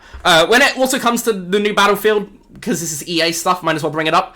The new one's going to be revealed this summer, which is not a surprise. It's probably out at the end of this year. So, get ready for the sickest fucking trailer of all time that will make the game look way better than it actually is. And then look forward to the YouTube video when it comes out of somebody comparing direct movement and having it look terrible. Yep. And I'm still gonna buy it. Yep. I'm still gonna buy it. I'm still gonna review it, and I'm gonna hate myself for every fucking minute of it. If they just bring it back to Battlefield 4, for fuck's sakes. Anyway, Split Fiction did well for them when it comes to the earnings call. It was pretty grim news for the rest of it because of Apex and FIFA. But Split Fiction sold 4 million units in like 2 months. So, unequivocal success. Like, for a game like that, on that budget, 4 million units in 2 months, big success. So, and do keep in mind that theoretically that could be as many as 8 million players because of the Friends Pass system. So, a lot of people have played Split Fiction. It's a very good game. So, that's great. Shout out to Joseph Fares. Go fuck some more Oscars. What a go. God, if he wins Game of the Year, it's gonna be so funny. I don't think he will, because it's just such a... I mean, so far, it's my game of the year, but I've also not played that much this year. But I don't think he will, because there's so much competition, but... I mean, he did win it in 2021 with It Takes Two. Yep. So, maybe. Anything else EA related you want to mention? No, just, classic EA. Yeah. That's, you lose money when you release Dragon Age: The Veilguard. Right. Go fuck yourselves. Rapid fire stuff, I guess. We good for rapid fire? I just want to see if there's anything else. Another quick Nintendo thing I want to mention. They're suing the peripheral company that yanked the Switch 2's design. Good. I don't know about good, but it's not unjustified. Fuck them, they leaked it. I get it. I get it, but it kind of, I don't know. It effectively killed the hype for what it was going to look like. True, because we saw it and it's like, it was kind of ass, actually. Yeah, I think I sent it to you the day it got leaked. I'm like, here it is. Yeah. I think good is a bit of a strong reaction, but understandable, I think, is fair. No, good. Fucking don't leak shit. I hate leaks. Speaking of suing, this is one suing that I will 100% agree with. Activision is suing Call of Duty hackers. Based. Good. Based. Certified based. That one is certified based. I am not one to agree with Activision on fucking anything, but I totally agree with them on this. This is like, yeah, based. Cool. Hope you fuck them up. Hope you absolutely fuck them up. Another thing when it comes to Activision and courts is the FTC was still suing over the Microsoft Activision deal. Yeah, they're all really this trying. time later. It was obviously over, but they never took the hint, and Microsoft won the appeal. But apparently they're going to appeal again, so we're probably going to talk about this again another 10 years from now. Yeah, they're going to be like, it ruined the industry, and It's Microsoft's like, so we put out funny. more games. It's so funny that everybody, the FTC, the CMA, Xbox fanboys, PlayStation fanboys, everybody was saying that they would be making games, Call of Duty and all the other games, exclusive to Xbox, and that would be a problem for PlayStation. They did the total opposite. They made Gears of War on PlayStation instead of Call of Duty only on Xbox. Fucking Call of Duty's getting a PlayStation bundle, and the FTC is probably sitting there like, well, motherfucker. I think you know what it is. That's the first time a CEO of a major company has sat down in an FTC appeal and told the truth and said the truth. Yeah. When Phil Spencer sat down and said, "No, I want Call of Duty on everything. I want it on the Switch, the iPhone. I want it on DOS. I want this shit on your smart fridge. I want it playing on buses when they drive past you." I mean, they did sign a 10-year legal agreement to have Call of Duty on PlayStation.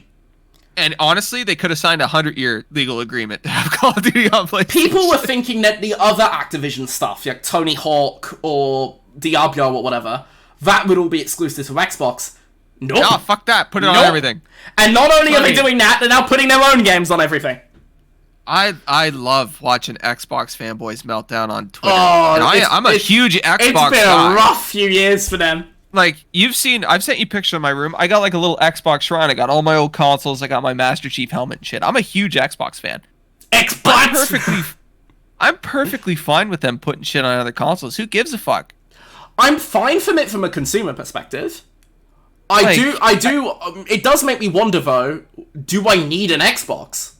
If they don't release another Xbox console and they just release an Xbox controller for a PlayStation, that's all I need. I just want the controller. I suspect PlayStation wouldn't let them do that unless they had the haptics in it. They would have to put the haptics in it, otherwise Sony wouldn't let them do it. They wouldn't be compatible. Haptics are the worst part of the PlayStation controller. I think the haptics are fantastic. I turn that shit right off. Yeah, but you turn Rumble off, don't you? So yeah, I don't like Rumble you're either. a certified freak when it comes to this stuff. I'm a 90s kid. We didn't have Rumble. Yes, you did. Like N64, like a Rumble pack. Yeah, I had a Rumble pack, but I was too busy plugging in my Pokemon game. Anywho, I digress. Speaking of FTC stuff, I'll mention this now. There is some good stuff when it comes to the FTC, because they were also suing Hoyoverse. Is that what they're called? The Genshin Impact guys? Yeah. Yeah. And they won this one. They won, asserting that Genshin Impact's gacha systems were essentially amounted to gambling for minors. This... It was. Totally true. Totally true. I'm totally with him on this, actually.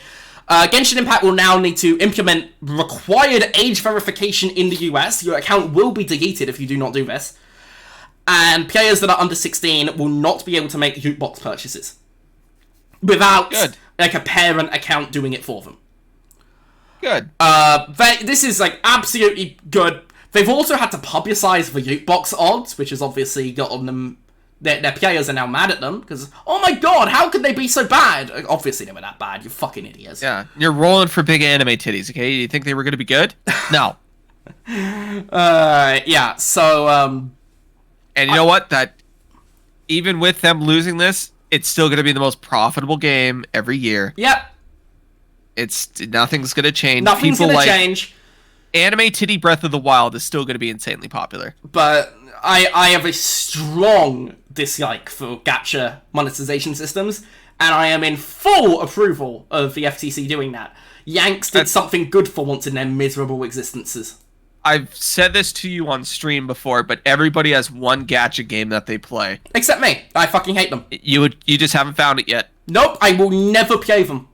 On principle. On principle, I despise it.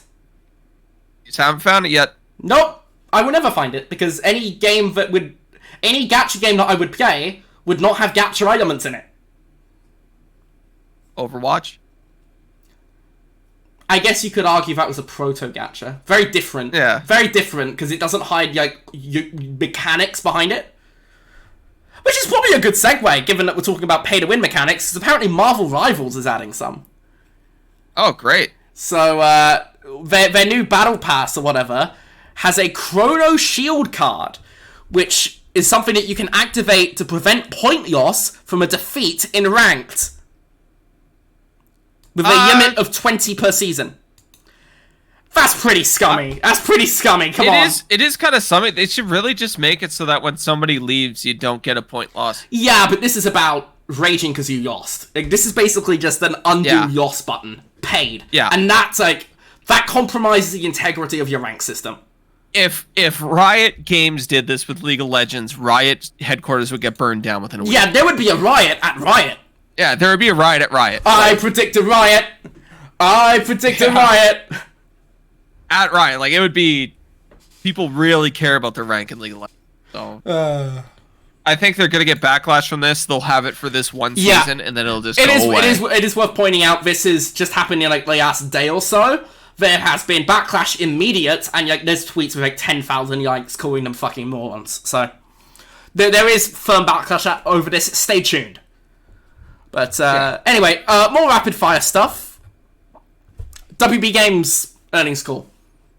Very bad. Down 48% versus quarter one last year. Quarterly earnings. No. How? Because they released nothing. So, Suicide Squad bombed, but Suicide Squad is the reason this one's so much worse. Because at least some people bought Suicide Squad. Me, unfortunately. Nobody bought anything from WB this quarter because they don't have anything, and they're not going to have anything for a while because they just cancelled the Hogwarts DLC. Yeah, so Mortal Kombat's done.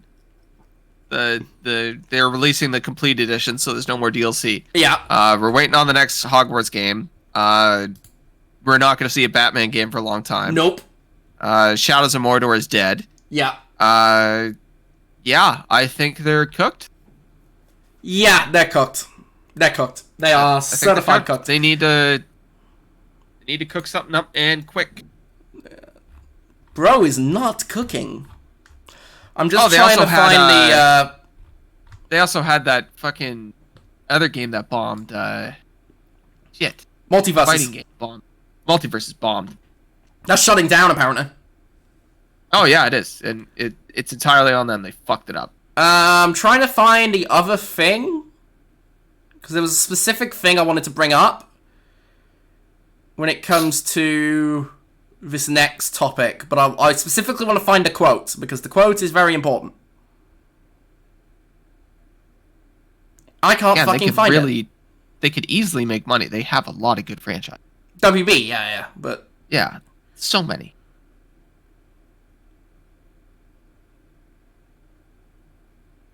Was it the week before? It must have been the week before. They have the rights to DC. Fucking Superman. I think they'd be able to make something. Yeah, here we go. I've got it. Right, okay. Do you remember the whole Epic versus Apple court case?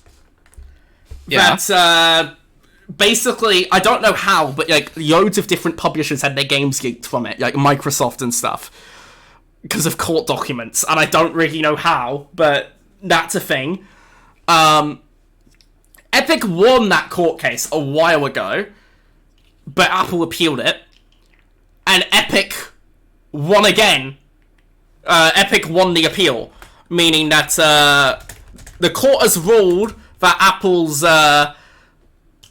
basically closed shop of only letting people pay for things directly from the Apple Store is anti-competitive, given their position as a mobile sort of monopoly. Which, people don't call it a smartphone, they call it an iPhone. I know people kind of hate Epic for reasons that I get. You know, Tim Sweeney's a bit of a fucking nerd, and the Epic Game Store kind of sucks. I am in favor of... I absolutely think Epic are in the right when it comes to this stuff, and they have won. Apple appealed the whole thing, and the court ruled in favor of Epic again, and that Apple willfully failed to comply with this court's injunction, and said that it thought the court would tolerate such insubordination was a gross miscalculation. As always, the cover-up made it worse. For this court, there is no second bite at the apple. First off, aura. What a quote. Secondly, apparently they are... The judge's pen was on fire. They are considering criminal charges for contempt of court. Yeah? Apple are in big shit. Yeah, it's a big fine. Meanwhile, Epic have applied to return Fortnite to the iOS store, because you have had to sideload it for the past, 5 years. And Apple are apparently not cooperating. They are... Who would have guessed? They're saying that they're waiting for the review process, and Apple are refusing to do the review process, so... They gotta get a guy to review it. In other Fortnite news, I cannot believe I'm saying this, they're adding Darth Jar Jar. I'm tired of Fortnite. I know. I don't typically talk Fortnite stuff, but this is one that just kind of raised my eyebrow a bit. Darth Jar Jar is canon because of Fortnite. Yeah. Yeah. Reddit has truly escaped containment. It has. Anyway, that was actually before the last episode, but I missed that, by the way. It is funny. What's funny? Just Fortnite in general. Yeah. Speaking of things I missed, last episode, Ubisoft are doing NFTs again. Yeah, that's Ubisoft. In the big 2025, which I think is a good transition to talk about their net bookings, because they have one piece of good news when it comes to their net bookings, and it's that Assassin's Creed Shadows has been very successful. It's done... Is it? It has. It's apparently clearly ahead of Odyssey, was the term that they used. And Odyssey was the bar, because Valhalla launched with the next-gen consoles, so that wasn't going to be a fair comparison. Also, COVID lockdowns as well at the time, so... They said in the lead-up to release, their bar was for it to be Odyssey. They said that it is clearly ahead of Odyssey, and they're very happy with how Shadows is doing, so... I was obviously not the biggest fan of Assassin's Creed Shadows, as we all kind of know. I am kind of glad Ubisoft are getting a win here, though, because they very badly need one. Their total Ubisoft bookings were down 17% year on year.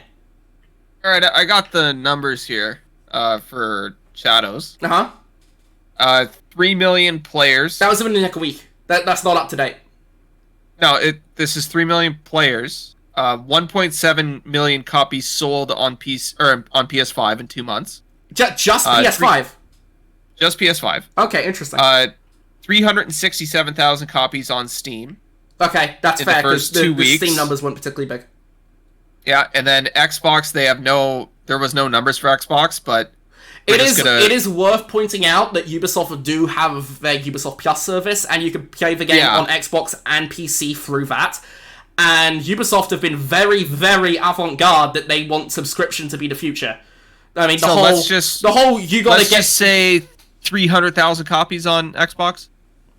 Yeah, but like I said, I don't think Ubisoft care. I don't think Ubisoft care. They, more than Microsoft even, have been very avant-garde with their subscription service. They want you to subscribe to Ubisoft Plus. That's 2.4 million copies sold. And if they said 3 million players, like basically a week after release, so that means that they sold about 2.4 million copies, and then Ubisoft Plus actually has a lot of active paying subscribers. Yeah, but because those numbers are never really released. Yeah, they're not. And I did sell less than Assassin's Creed 1 the same time period, though. Yeah, but again, it's the Ubisoft Plus stuff. Yeah.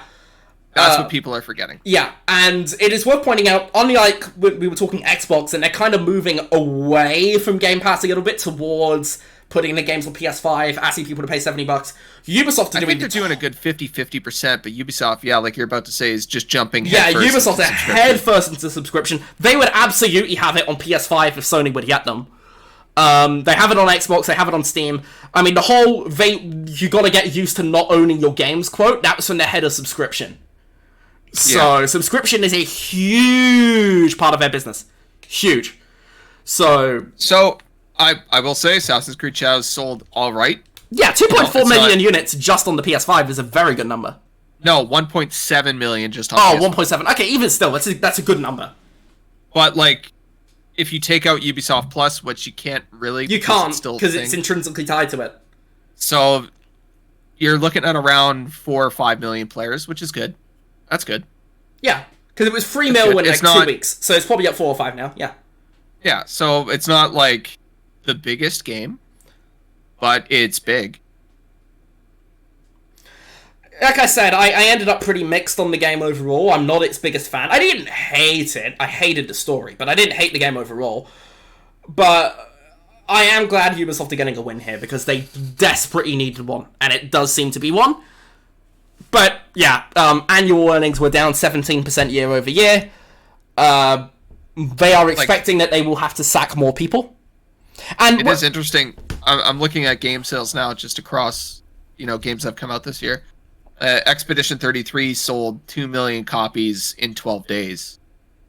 On store shelves. That's on store shelves. No, it was store and digital. Is it store and digital? Yeah. But, still, that's an insanely impressive number. Yeah. Because that's not... We don't know the Game Pass plays as well. Yeah, And then, if we go back to Monster Hunter...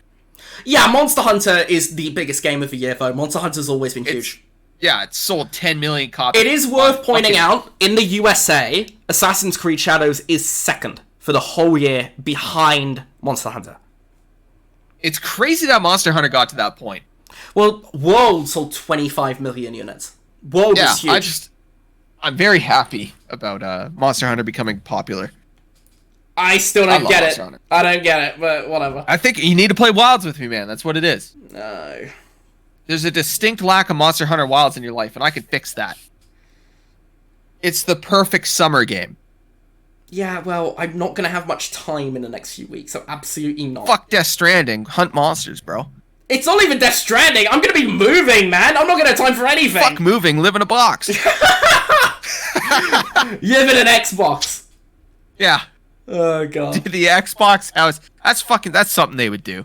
Yeah. Yeah, I see Xbox apartment complex that comes with Game Pass. Oh, God. But anyway, as I was saying,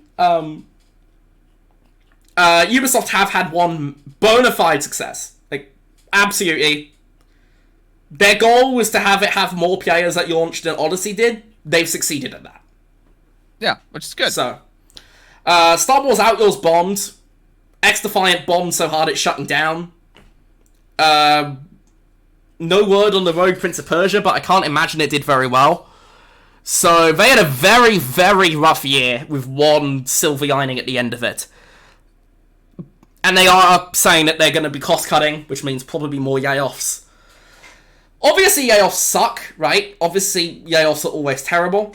I do think it's worth pointing out that unlike when, like, Sony or Microsoft lay people off, when they're still doing fine, but they're not having growth, Ubisoft are genuinely in crisis. Like, they are genuinely in crisis. They gotta figure it out. The layoffs are just unavoidable. I have total sympathy for the employees. Total sympathy. But, yeah. When it comes to their lineup for the next fiscal year, it's apparently just going to be the Sands of Time remake. And nothing else. Like, a couple of mobile games, like that Anno strategy game on PC. That's it. Yeah. Their one, like, major console game is Sands of Time remake, which I'm a little bit nervous about, but we'll see how it goes. Obviously, Sands of Time is one of my favourite games ever made, and I just don't know if modern Ubisoft can hit that bar.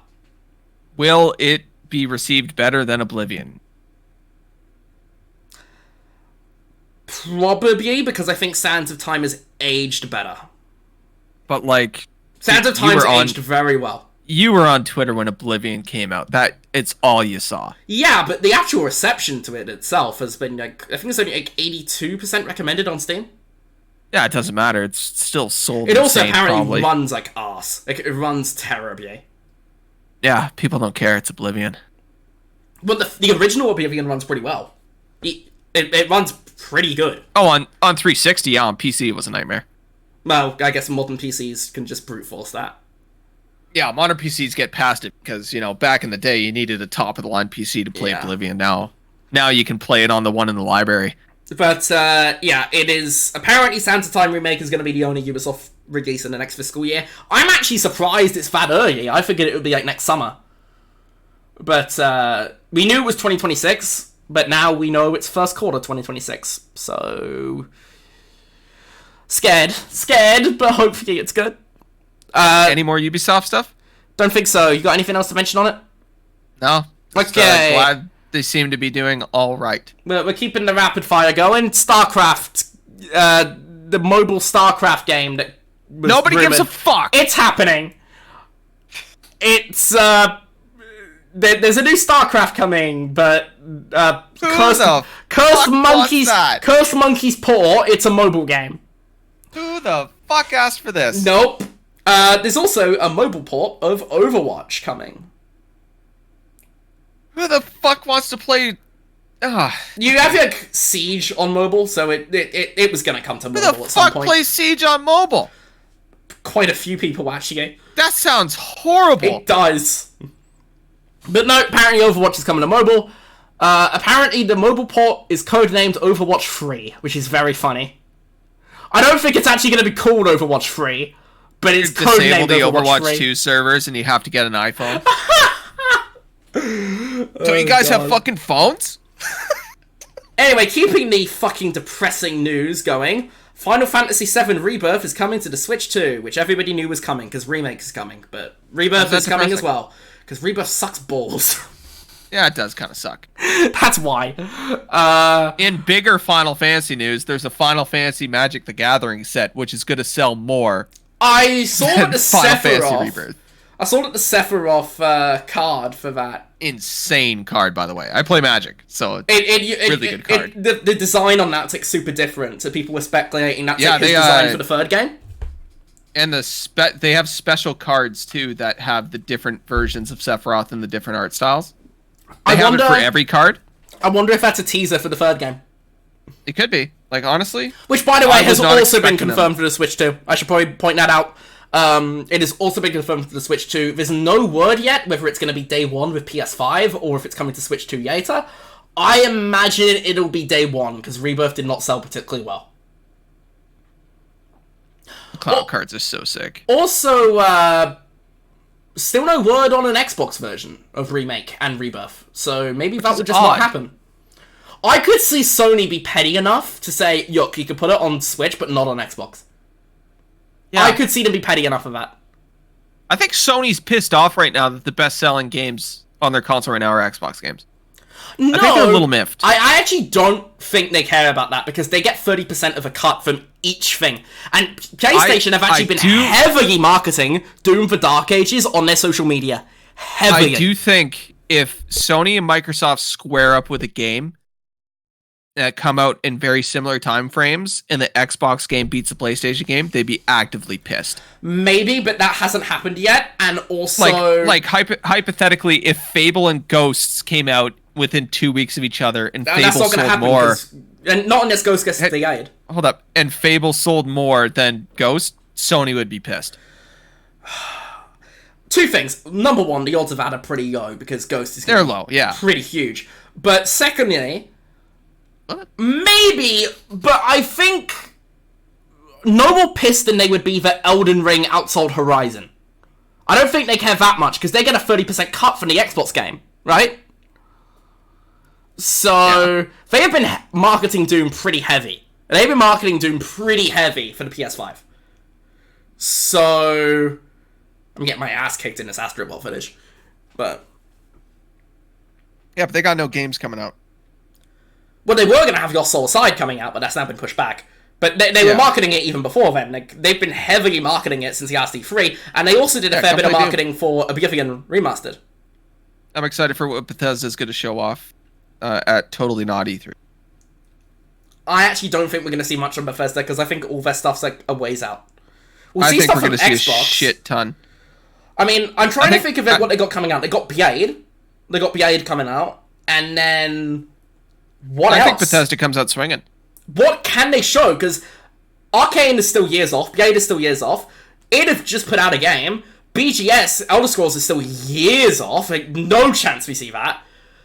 And... we'll probably see Fallout 3 remake. Probably see no, it's Dishonored too soon after 3. the Oblivion one. Nobody's going to be making Dishonored 3. Who's making Dishonored 3? No one. I have no idea, but I think they're going to show it.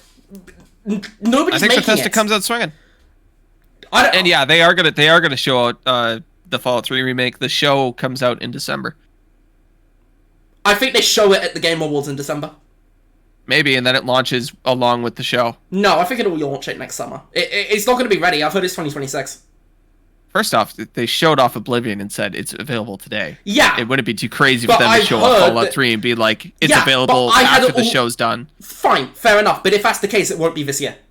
Because I think Fallout releases weekly too. So yes, I get that, but I've just been saying, I have heard it is not this year.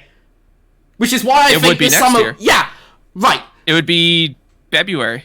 Yeah, but... okay, maybe they announce it at the Game Awards in December and say it's out in February, yeah. That's when the show ends, yeah.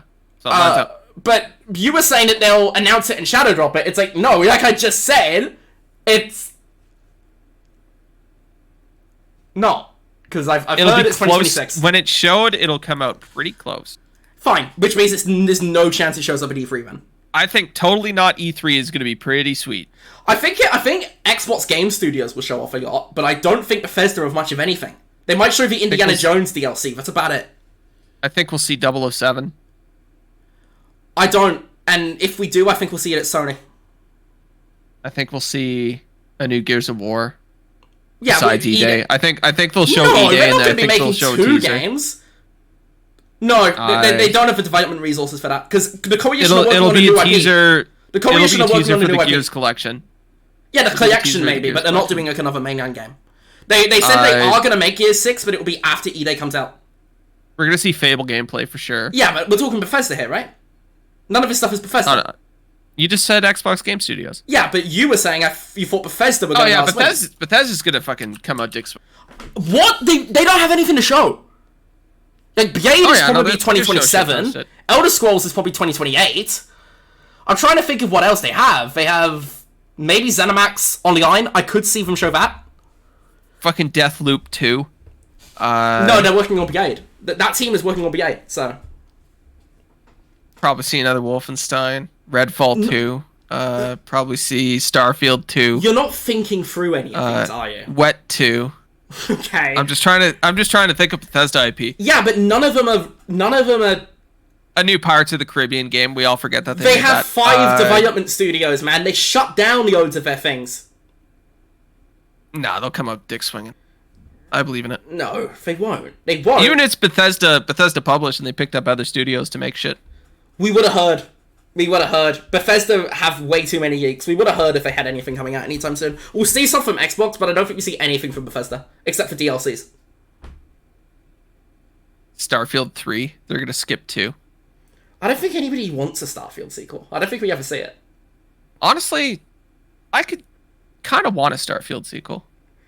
The first game was just so dull. The ship combat was so fun. Anyway, going back to what we were talking about with rapid fire stuff, because we kind of got off topic and we've only got half an hour. 4A Games Ukraine, former 4A Games Ukraine, which is not the current 4A Games studio in Ukraine, which is a little bit odd. So, 4A Games was initially based in Ukraine. They moved their headquarters to Malta in 2014. Yep.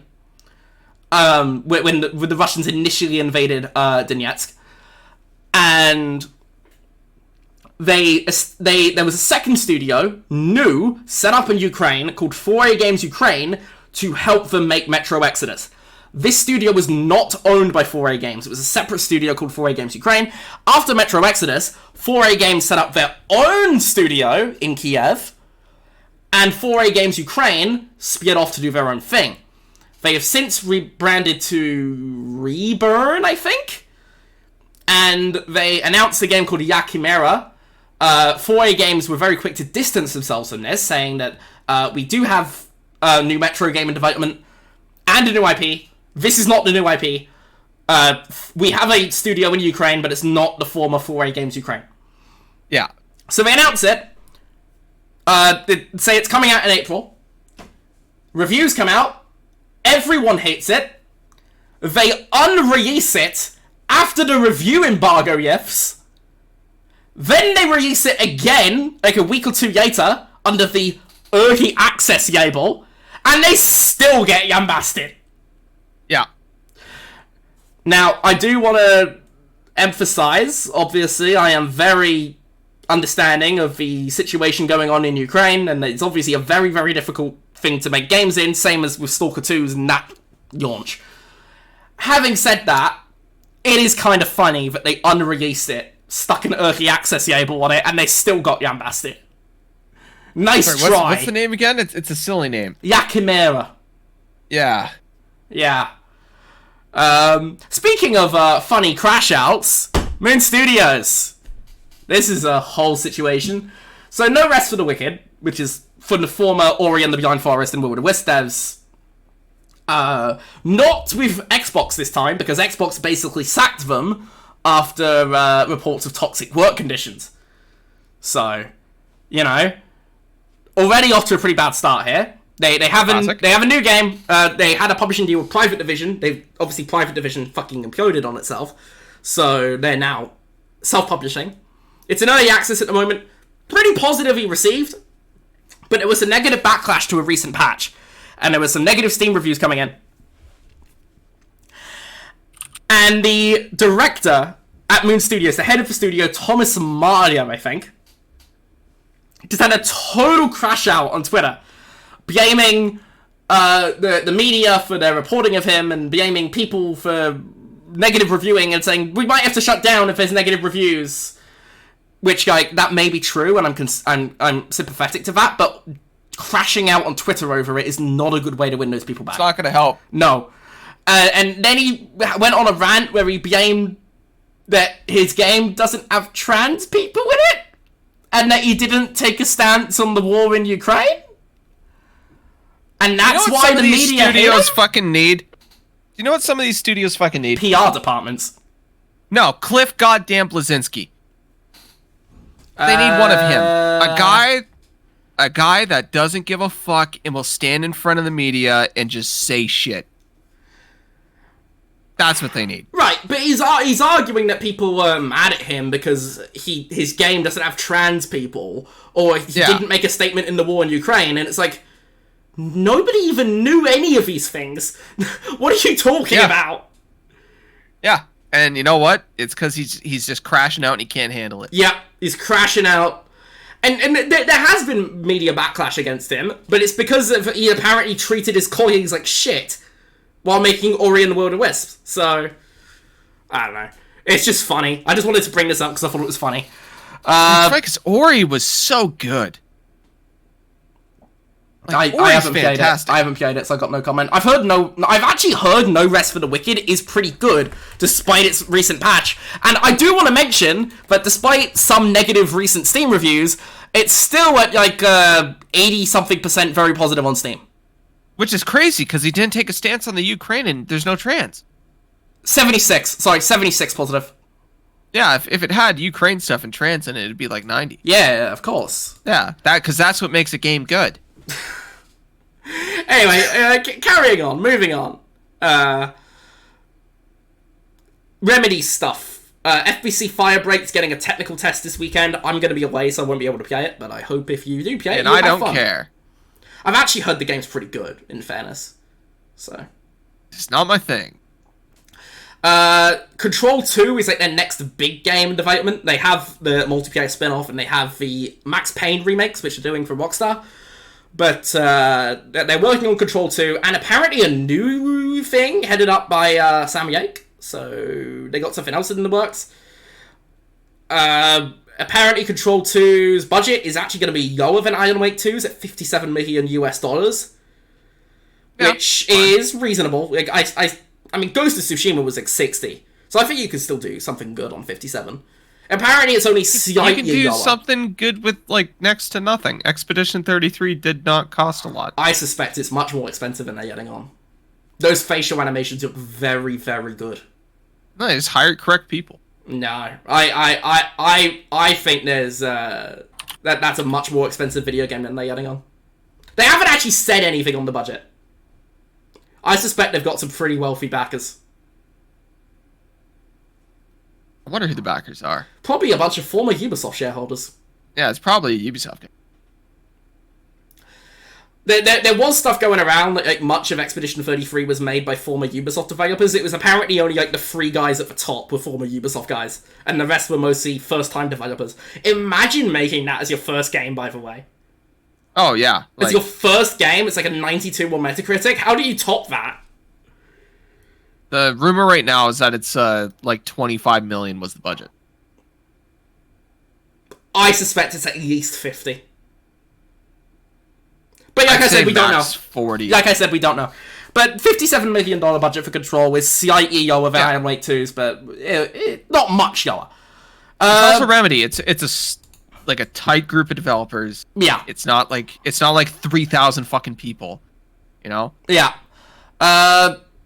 GameStop Canada has been sold off to a Quebec-based entrepreneur, and it's going back to EB Games. This is totally irrelevant to everybody outside of Canada, but it's nostalgia play, and I'm falling for it.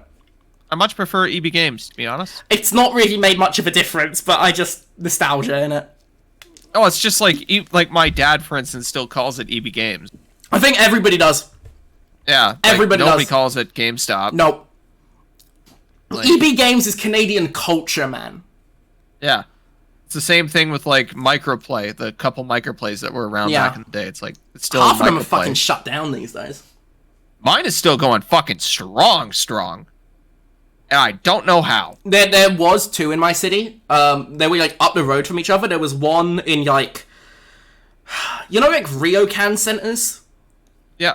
There was one there, in like with, like, an outdoor entrance, and there was another one in the mall. 2 minutes up the road, the one in the mall has shut down.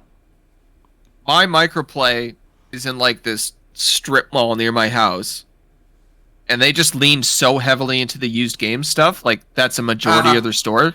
They have a small little PS5 and Xbox section, like a small Switch section. And all they do is sell old stuff. They sell old stuff and Magic the Gathering cards, and that's it. Okay, Connor, it's 2:43, so we kind of gotta rush through this stuff. Yeah, we can wrap. Some release dates to point out. Wu Chang Fallen Feathers got a release date of July 24th. They showed that off at the Xbox show at Yassiev. I thought they looked pretty good, actually.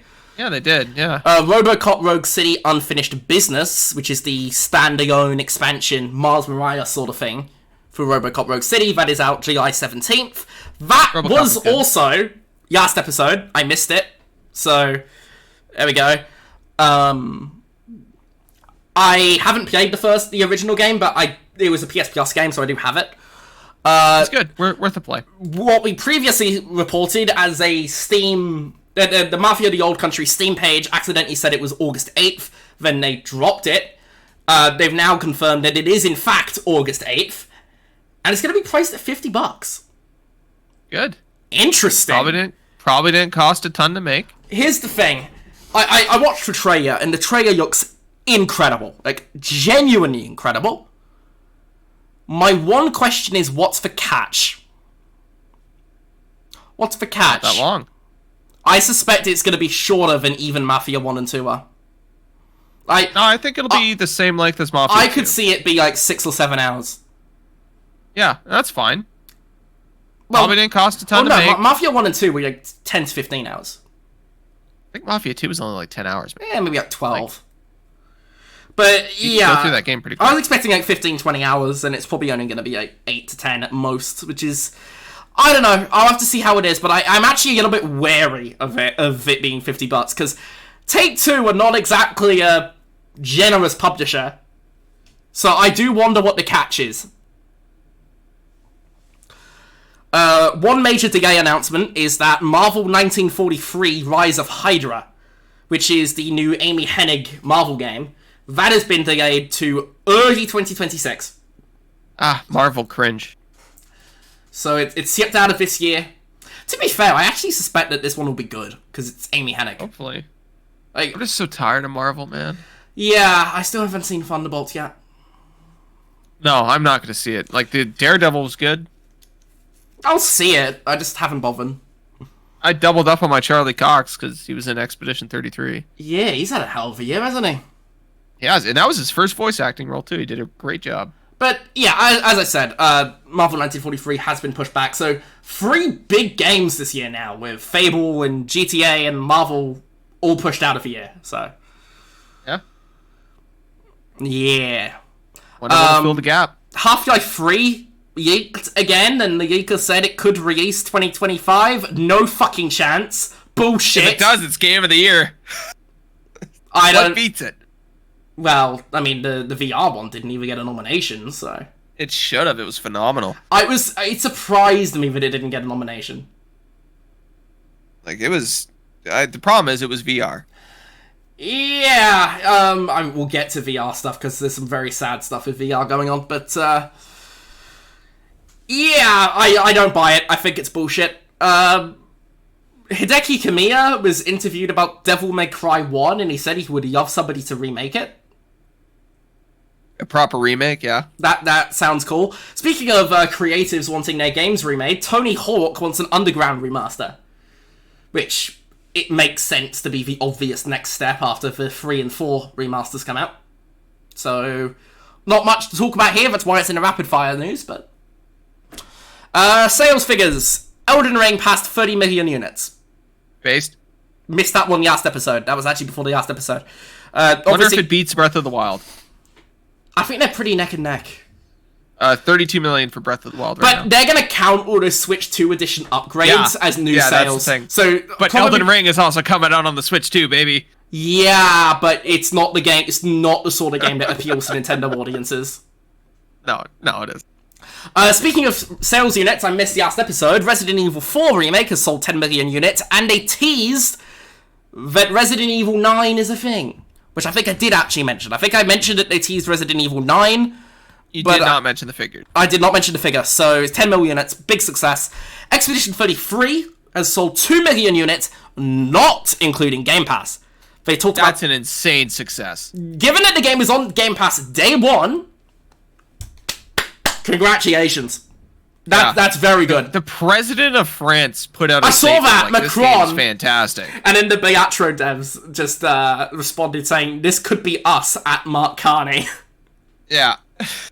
But yeah, Expedition 33, runaway success, very small development studio. Yeah, 2 million units, not including Game Pass. This was in like a week or two, by the way. This was like very quick. 2 million units, not including Game Pass. The Pal World dev came out on Twitter and was talking about how they probably made up the entirety of their development cost with the Game Pass kind of deal that they did. He's like, it's probably He's like, if it's anything like Palworld, the dev cost was basically matched by Microsoft. I bet it was way more expensive to make than Palworld, though. Don't think so. Yeah. No, there's no way Palworld cost anywhere near as much. But anyway, I'll say 40 extremely talented devs can do wonders. I don't know. They also picked up their music guy on SoundCloud. I saw that. Funny. Yeah. And the story writer's a guy off Reddit. Yeah, but anyway, moving on. When it comes to Game Pass, some devs say it's great for them, some devs say it harms the business. Like, there's no real consensus among game developers whether Game Pass is good or bad. People have different opinions, but... I tend to trust the ones that have a wildly successful game that's also on Game Pass. When they talk about Game Pass in a good light, I'm like, okay. Yeah, I'll trust your opinion. Yeah, but there's also developers that have games on Game Pass that say, no, it actually had a real negative impact on sales. So. Yeah, they released on Game Pass and the game still bombs, and they're like, okay, well, at least we made money from Game Pass, but it killed our game. And it's like, you weren't going to sell those anyways. Well, I don't know. No. There have definitely been games that have been on Game Pass that I think would have done better if not. Like? Plague Tale. Nobody's going to buy Plague Tale, because I just had to Google what it was. Do you not know Plague Tale was like up for Game of the Year? Yeah, I think I played it. I did play it. I think it sold worse than the first game did, and everybody loved the first game because it was on Game Pass. Yeah, I have achievements for it, so I clearly played it. I don't remember it. 3 million players, so that probably includes some Game Pass people. Yeah. Anyway, moving on. Like I said, I'm not going to speak for developers on this. Rapid fire. There's developers have their own opinions on it, and there's a wide range of opinions on whether Game Pass is good or bad for the industry, so we'll leave it to them. Expedition 33 has already announced it's getting a movie. Because every studio in the world is trying to buy up video game rights to make films. Which ending will it be? The good one or the clearly worse? No spoilers. I will not spoil anything. People are very opinionated about the ending. Seems to be a definitive ending, though, because there's no plans at least currently for DLC. Good. It's a very tight story. There's actually quite a few different movie news to talk about here, so let's go through these pretty rapid fire. Outrun is getting a movie, directed by Michael Bay. I want to see that. And produced by, and probably starring, but we don't know, Sydney Sweeney.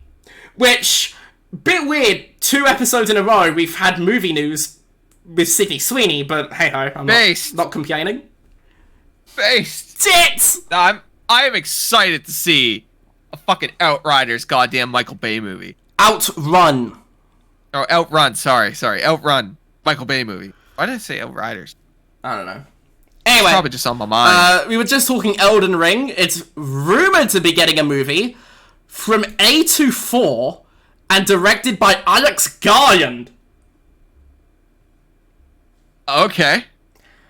Now, I have heard some people say that this is bullshit. So it probably is bullshit. But Alex Garland is like Annihilation, Civil War, very art-housey movies. And A24 is like a very art house studio. And I also don't think Elden Ring will adapt very well to a movie, so I don't really know what they're doing with this. It's a bit of a weird one. I think this is bullshit, because... Alex Garland? Really? Yeah. Alex Garland did say recently that he was very inspired by Naughty Dog. Which is very unsurprising if you've seen Civil War. Because that movie is basically an off-brand Last of Us remake.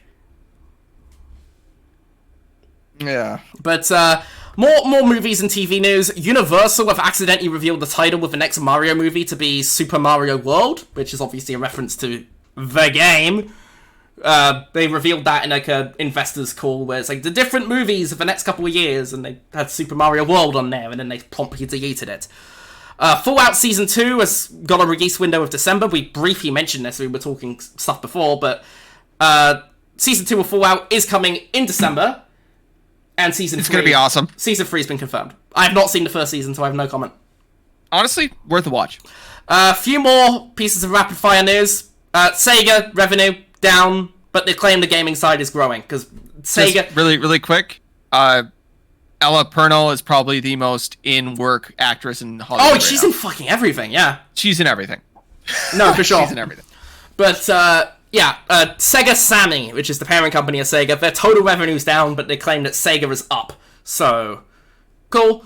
Bandai Namco reported a 1,095% year-on-year increase in digital sales. Shout out to Dragon Ball Sparking Zero. It was due to Elden Ring, Shadow of the Erdtree, and Dragon Ball, yes. So... Everybody bought Dragon Ball Sparking Zero. It's crazy numbers, but obviously they didn't have much for last year, and they had 2 big ones this year, but I do wonder how much that's going to go down next year, because I don't think Night Rain's going to do very well for them. I think they announced Dragon Ball sold 5 million copies like a month after it came out, or 2 months or something like that. Okay, well, we're very almost at the end. Fatal Fury City of the Wolves bombed very hard, apparently. So hard that the CEO of SNK resigned. Yeah. Apparently, putting the most followed Instagram person in the world in the game didn't work. Oh, he's apparently also like a very overrated footballer. Fuck you, Ronaldo. Swivel on that, you cunt. The problem is that fighting game players don't watch fucking soccer. They watch people play fighting games. It's still a good game. And also, Ronaldo is an overrated fraud. I have no opinion on the game itself. But Ronaldo, cunt. This game can bomb, and, they don't care, because the guy that owns it has the most money in the world. Yeah. Who's also the ruler of the country where Ronaldo plays. Yeah, so, he literally made this game, and he specifically said, I want it to be, in the 90s. We're going to keep making them until it's the best fighting game. It's so funny that the dictator of, some regressive Arab country is just a massive fucking weeb. Is a massive fan of... Oh, dude, it happens all the time. There's a couple anime series funded by oil barons. Anyway, moving on, because I do want to talk about Expedition 33 a little bit when we get to it before the what we've been playing section, but... Riders Republic is somehow getting a movie, which is the most bizarre headline I've ever read in my life. We gotta go down this mountain, man! It's gonna be fucking retarded. I actually like that game, but it doesn't need a movie. It's why. Very, very negative VR stuff. Alien Rogue Incursion, which came out on VR back in December, it apparently did not do well, and it did so poorly that they're putting out a port non-VR, which will be out in September. Almost like VR's a gimmick and nobody likes it. Here's the thing, I actually do like VR, and I'm sad to say, but I think VR is dying, because if major IP, like Alien, are getting VR games, and they're bombing so hard, they have to un-VR it. I am worried that VR's dying. When I sit down to play a game, okay, I turn on the console, or I turn on my PC, and I play the game, I don't want to have to go through a 10-minute setup, where I make sure everything's good, I push everything out of the way, so that I can play fucking VR. It's the problem I had with Kinect. It's the problem I had with PlayStation Move. And the problem I had with the Wii. Let me use a controller and play a fucking game. Okay, 3 more pieces of news. Killing Floor 3, which got delayed after its most recent beta, back in February or March. They have now announced that's out in July. Hopefully they have made the improvements that people wanted. I should put a bomb sound on my soundboard. The Gex trilogy is out June 16th. If everybody cares about Gex, which was the former Crystal Dynamics stuff. It's gonna be so dated. Oh my god. It is gonna be dated. It's also being published by Limited Run Games, so it's a very small scale thing. One last piece of news, which was this morning, Yves Guillemot's son, Charlie Guillemot, is returning to Ubisoft. And this is very relevant, because do you remember the whole thing when Ubisoft put the Black Lives Matter stuff over some Army Elite Squad game or whatever? Yeah. That was him. Okay. That was him that did that. The one where he used BLM imagery for, it was an association of an in-game terrorist organization. In the mobile game Elite Squad. He's also just been roundly criticized by employees for being, a nepotism hire. And when he was at Ubisoft before, everybody hated him because he was one of those members of the committee that always pushes for Ubisoft games to have all the bullshit that everyone hates. So basically, This guy is the reason why Assassin's Creed sucks, but Ubisoft's a family business, so despite him leaving the company, he's back. Nepotism, baby. Yep. Fuck. Nepotism can be good or bad. It's not always bad. 99% of the time bad. But in this case, it's pretty bad. It's almost always bad, let's be real. Nepotism isn't that bad. It's bad. Anyway, moving on, I think. You shared a post 34 minutes ago. Yeah. 2 hours ago. No, 2:25. Anyway, it is 3 o'clock, so I got some things to talk about. You got some things to talk about. So, how much time do we have? I got 10 minutes. Okay, can we have you talk about Expedition 33 and Oblivion in 5 minutes? I need a lot more than 10 minutes. All right, can we? You can save it for the next pod. Okay, yeah, we'll save it for the next pod. Do you want to talk about it briefly? No, because I gotta go deep in now, because I already briefly talked about it. You talking Expedition or Oblivion? Yeah, for Expedition 33, I gotta go deep. Okay. And Oblivion, I gotta go deep too. I mean, do you? Because I think we kind of already know what that is. Yeah, but I've played like 60 hours of Oblivion now. Okay. So and I've completed, I 100%, I got every achievement, I've done a majority of the side quests. Okay. What we'll do is we'll have that be its own dedicated segment near the top of the next episode. Yeah, or even if we do a spoiler cast on Oblivion. It's like an hour. I'm not doing a spoiler cast on a game I haven't fucking played. You played Oblivion. Yeah, but not the new version. Nah, just play it for 20 minutes. No. Besides, I don't think I've actually finished the main story in Oblivion. Oh god, I made that mistake. If you are playing Oblivion and listening to this podcast, remember, don't finish the main quest. Just let it run for as long as you can, because once you do, it closes every single Oblivion gate in the game, and you lose like 20% of the content. Anywho, carrying on. Anything you've been watching you want to mention? Have I been watching anything? I've been too busy to even like sit down and watch something. I've been watching hockey. That's a lot of hockey. I've seen a lot of hockey. I bought a new car. That's been my life, right? Just hockey and searching for an Audi A3 VR6 that's tuned. Okay. It's fucking awesome. So you haven't watched anything of note? No. Have you watched anything? Yes, I have. When I was in Toronto 2 weeks ago, I went up to Vaughan to the 70mm IMAX, and I saw Sinners, which was filmed in 70mm. Well, parts of it were filmed in 70mm. I enjoyed it. I thought it was good. I think it's overhyped, because it's like a 97 on Rotten Tomatoes or something. I don't see that. I think it's good. I think it's fun. I think it's also very generic. And very predictable. But it's fun. It's good.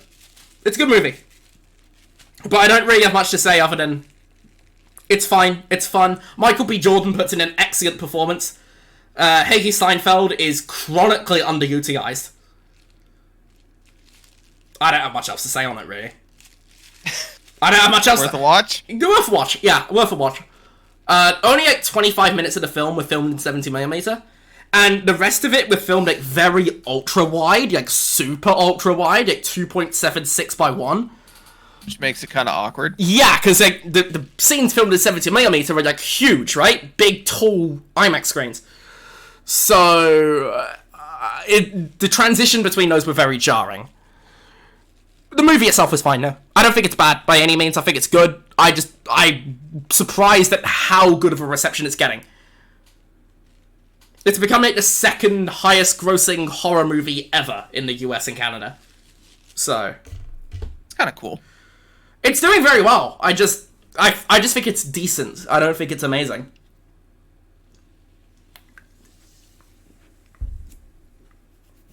Beyond that, maybe I'll give it a watch. I've only played one game. Oh, I saw The Accountant 2. Oh! How was that? It was actually really good. Okay. It's just a fun movie. It's did you see The First Accountant? No. It's Ben Affleck, right? It's Ben Affleck, yeah. It's just Ben Affleck being John Wick but autistic, and it's awesome. That's literally the plot. He's like a really autistic guy who's an accountant for like the mob, and a bunch of other criminal organizations. Okay. Did you see that in cinemas? And his brother or is in, the Punisher.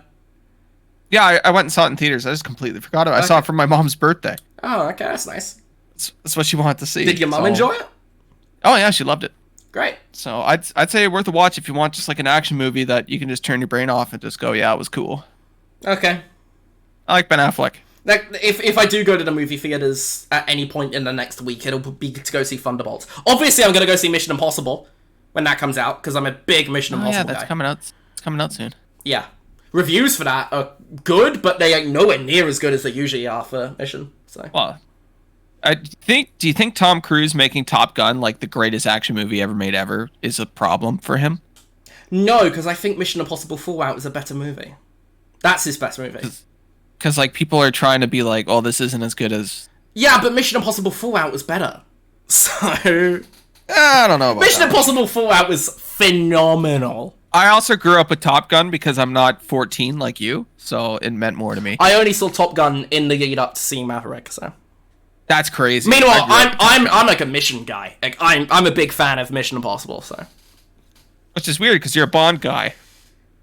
Yeah. Normally, people who are bigger fans of Bond don't like Mission Impossible. Like, my mom likes Mission Impossible. My dad likes Bond. And I they like don't them cross both. over. I like them both. They're both good. Bond is better, but both are good. But yeah, see, Bond is better. Yeah, Bond is better, but I still like Mission Impossible. Yeah. Anyway, I digress. I think the stunts in Mission are better. The stunts are better in Mission, but the movies overall, I think Bond is better. But I digress. If I do go to the movies, I'll end up seeing Thunderbolts. But like I said, I did go see Sinners, which was good. It was fun. Yeah. Bit generic. Bit predictable, but decent. Fun, yeah. That's what I mean. Some movies just have to be fun. They don't need to light the world on fire. I think that's Marvel's problem right now, is that every movie tries to be huge. I've actually heard Thunderbolts is good. Yeah, maybe it's just fun. Maybe you just sit down, it's a fun movie, and that's all it needs to be. Oh, no, it's apparently like very big and set up for the next Avengers. Great. That's exactly what they totally needed. But to be fair, the next Avengers is out in 1 year, so they do. But, yeah, like I said, I was in Toronto, so I went to the TFC game. They lost on penalties. They did the TFC special of giving up a tying goal in the last 5 minutes of the game. So, classic. Attendance was rough, because TFC attendance has been rough the last couple of years, because they're terrible, and they've been terrible for like 5 years. So people were just kind of giving up, which is a real shame, but I can't be angry. Stop City fans. First off, fuck you. We're in the FA Cup final. By the way, yeah, FA Cup. I don't know what the FA Cup is. It's fucking. I can't even say what I was gonna say. It is the oldest football competition on planet Earth. Ooh.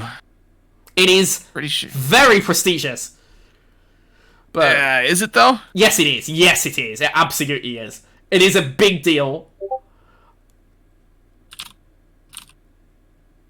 But no, I'm actually. I knew that's what it was going to be, Connor. But anyway, I'm going to Toronto tomorrow, actually, because I want to see that with Toronto supporters group on Saturday, so. I'm in Toronto next week for Anime North. Okay. But yeah, I'm TFC have been struggling lately. They've been bad for a very long time, and yeah, kind of sucks, but. I also went to the Game 4 of the OHL Eastern Conference Finals. That went terribly. I think I mentioned on the last pod that I went to some games in the second round, and the Colts won that. And then I went to a game in Oshawa, because they were playing Oshawa, and I bought the tickets before Game 1. And it's like, okay, wow, it's Game 4. Maybe I'll see the Colts advance. I saw one team advance, but it wasn't the Colts. They got swept. It was brutal. It's weird, because they were actually level on points. They were level on points, and the Colts had the tiebreaker because they won their division. So, it should have been a close series, but no. Oshawa mopped the floor with them.